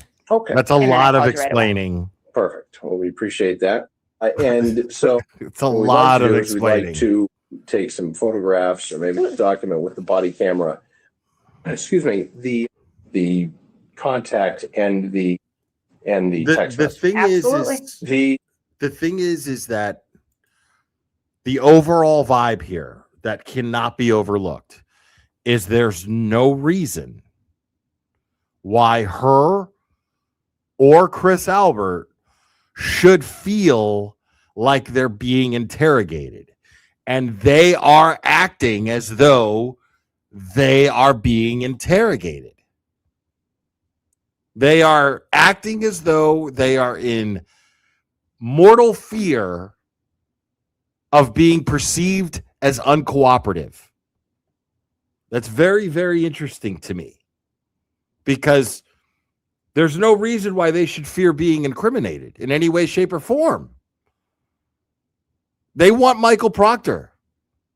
They want to find out if they don't want to lose him. It's an embarrassment to the Massachusetts State Police. They're actually looking for reasons to exonerate him. They're not looking for reasons to bust him. They're looking for reasons to exonerate him because finding more reasons to bust him is more that embarrasses the Massachusetts State Police organization. They don't want to do that. They're hoping to exonerate him. This is one of those cases where it's actually true, where they're saying, we're looking to eliminate him as someone shady. We're looking to eliminate him. That is exactly true in this case because they're affected. Their image is affected. If they were actually, if there was just Proctor and a bunch of other people, a bunch of other MSP cops, regular cops who investigate citizens, that's a different story. They might be looking to jam somebody the fuck up, like Karen Reed. But they have something to lose here. They have a lot of embarrassment. They're risking a lawsuit that may happen in 2 years' time. They don't want that. They don't want to get sued by Karen Reed. This is what they're trying to avoid here. But she is acting very, very defensive. She could sit there real easy and just be like, no, I don't remember that at all. No, not at all.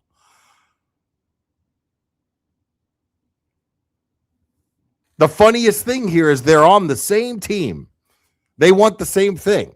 She wants Michael Proctor. Chris Albert wants Michael Proctor. Both of them, they want Michael Proctor on the Massachusetts State Police. It helps them. If they're dirty, it's good for them. We know that they want Michael Proctor on the state police because these people all pulled together and wrote and copied and pasted whatever the fuck and wrote Maura Healey and the chief of the Massachusetts State Police all around this time.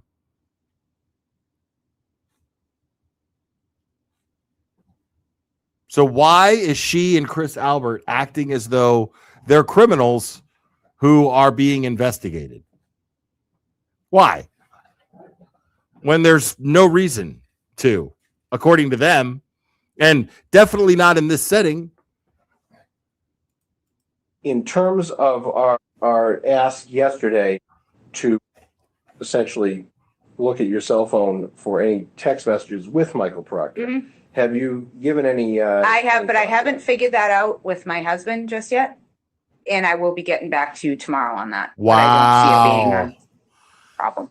Okay, because so why wouldn't you just okay, again, nope, I'm not. I'm sitting here looking at my phone. I'm going through my phone, and as I'm doing that, I am telling you that I am not giving you my phone until I talk to my husband, who is probably outside because you're interviewing him right after you interview me. Even though I didn't go, I went home last night, didn't bring it up to him, nothing, which I'm sure she did, but she's like, nope, because Chris is probably like, let's see what happens when I talk to him, and then we'll decide whether or not we need to wait for a lawyer to let us know.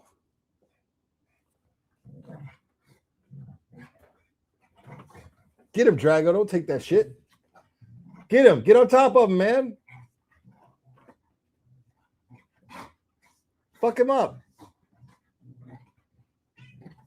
Get him, Drago. Get him, Drago. Clubber's a fucking bully, bro.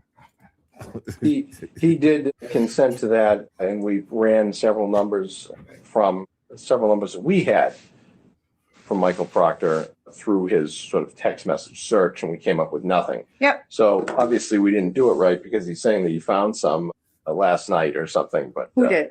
He did apparently. But in any event, So that's the scope of our inquiry. Just to reiterate sort of the scope. So Yep. he's familiar with it.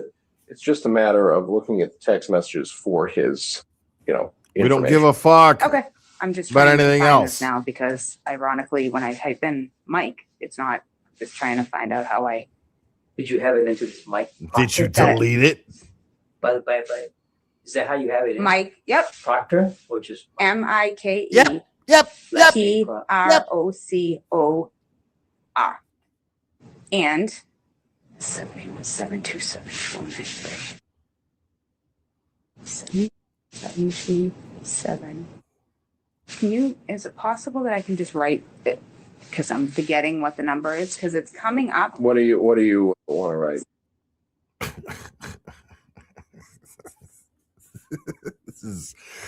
This is way too much going on just to decide, just to figure Now, out if she has it's Michael not- Proctor's phone number. This is like the same thing my husband just said. I'm not understanding.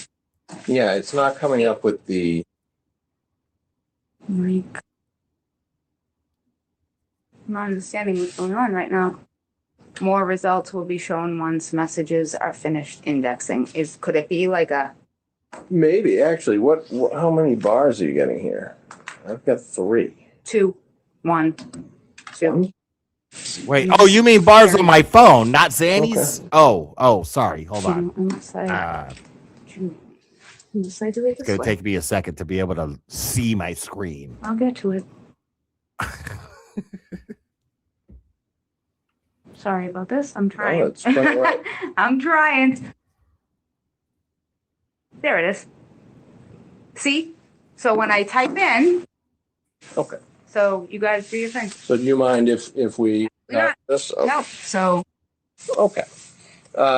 So this is text message thread That's from- through text messages. that's from, and that's my response back. The first one, I'll read it just in case the body cameras don't pick it up. Hopefully they do. The first is an iMessage sent Thursday, June 22nd.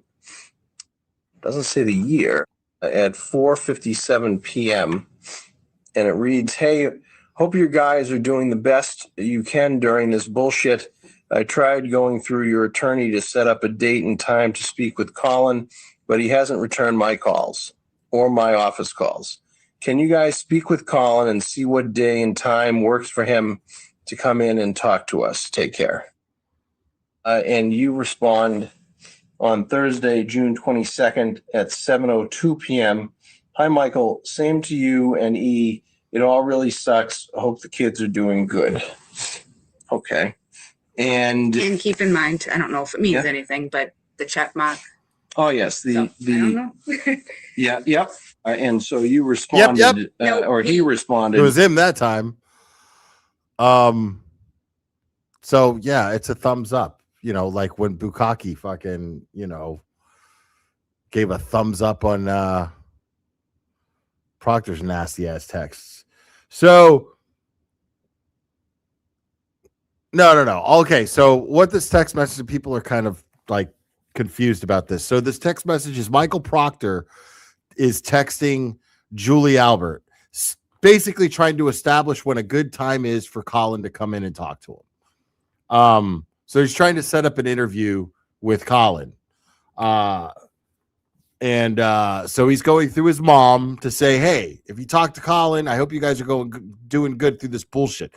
Now, the only thing that I actually find wrong with this is the lack of professionalism in his text messaging, which this is baby shit in comparison to any other fucking text message that we've seen from Michael Proctor. But here, he's basically, he says, I hope you guys are doing good through this bullshit. Okay, that's a little unprofessional, but he knows them personally. You know what I mean? So to me, that's just more of an indication that he feels comfortable enough to talk to them on a personal level like that. And that right there, technically, like if I was a really good lawyer, I would argue that that's an indication of how they have more than just a professional association, witness and investigator. So that's the only thing I see wrong with that. And then she responds with, yeah, it totally sucks. Same to you and E, meaning Elizabeth. It all really sucks. Hope the kids are doing good. So that's that. And that was in June, on June 23rd or With June a thumbs up 22nd. I can't really read that. June 22nd or June 23rd. But of the same year, I mean, if this is March of 24, so it's probably June of 23 that this was sent. She did answer him. But, okay, that's what's interesting here. Now, I'm going to go ahead and say this, folks, because we got a couple of minutes left, so I'm going to close with this. That right there indicates to me absolutely that text messages were deleted. You're going to tell me that that interaction ended there? That at no point she followed up? She didn't follow up at any point to say, hey, spoke to Colin, we'll be there between this time and that time. There's no follow-up. There's no Michael Proctor texting her going, hey, just following up. Did you hear anything from either that or that's a setup? Either that or that is a staged text message exchange designed to distract and make it look like they're just being professional and kind of know each other. But I don't believe that. I think both Proctor and the McAlberts are too fucking sloppy. And I think that text messages were absolutely deleted. There's no reason not to believe the text messages were deleted there. There's no reason not to believe that. It's crazy. It's crazy not to believe that. Because we know he interviewed Colin, right?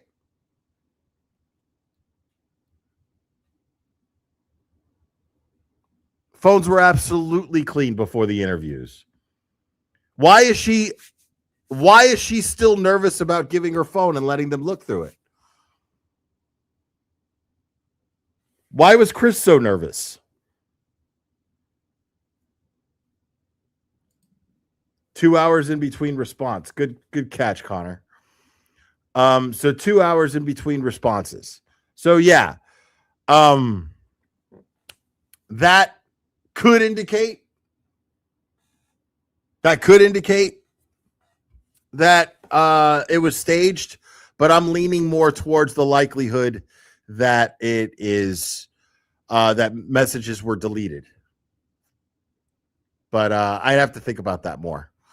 Anyways, guys, Dr. Turtle Boy, Mr. Media, is back from his vacay, and he's about to go live now. So I'm gonna go ahead and wrap this up so you guys can head over there. I'm heating up some pizza right now, so I'll be over there at some point. My plan is just to fucking get baked and watch the Batman again, because they're making another one. It's coming out like next year or something. But anyway, I'm stoked about it. But yeah, that's my plan for tonight, is just to get baked and watch movies. Anyways, guys, you guys are absolutely fantastic. Remember, it only takes a second to stay safe. Being retarded never stopped anybody from being a good neighbor, unless, of course, you're a McAlbert. But hold on. Before I wrap this up, remember, not big, very modest, chill Turtle Boy fundraiser taking place tomorrow at 6 p.m. Before that, I will be at 3 p.m. on Common Sense Investigators before her fundraiser for Kentucky Maverick. Guys, I love you very much. And we will do this again very soon, my friends.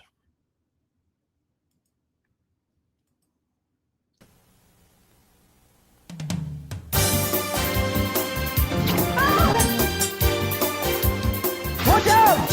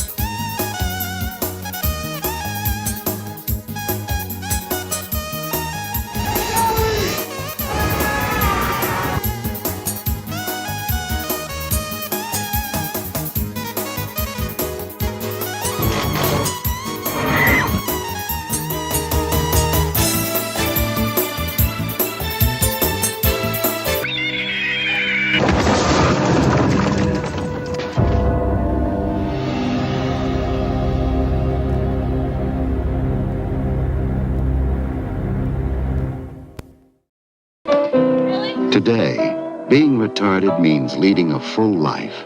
Retarded people go to work or school, just like their neighbors, and come back to a real home. A supervised home, right in the neighborhood, where they belong. Being retarded never stopped anyone from being a good neighbor.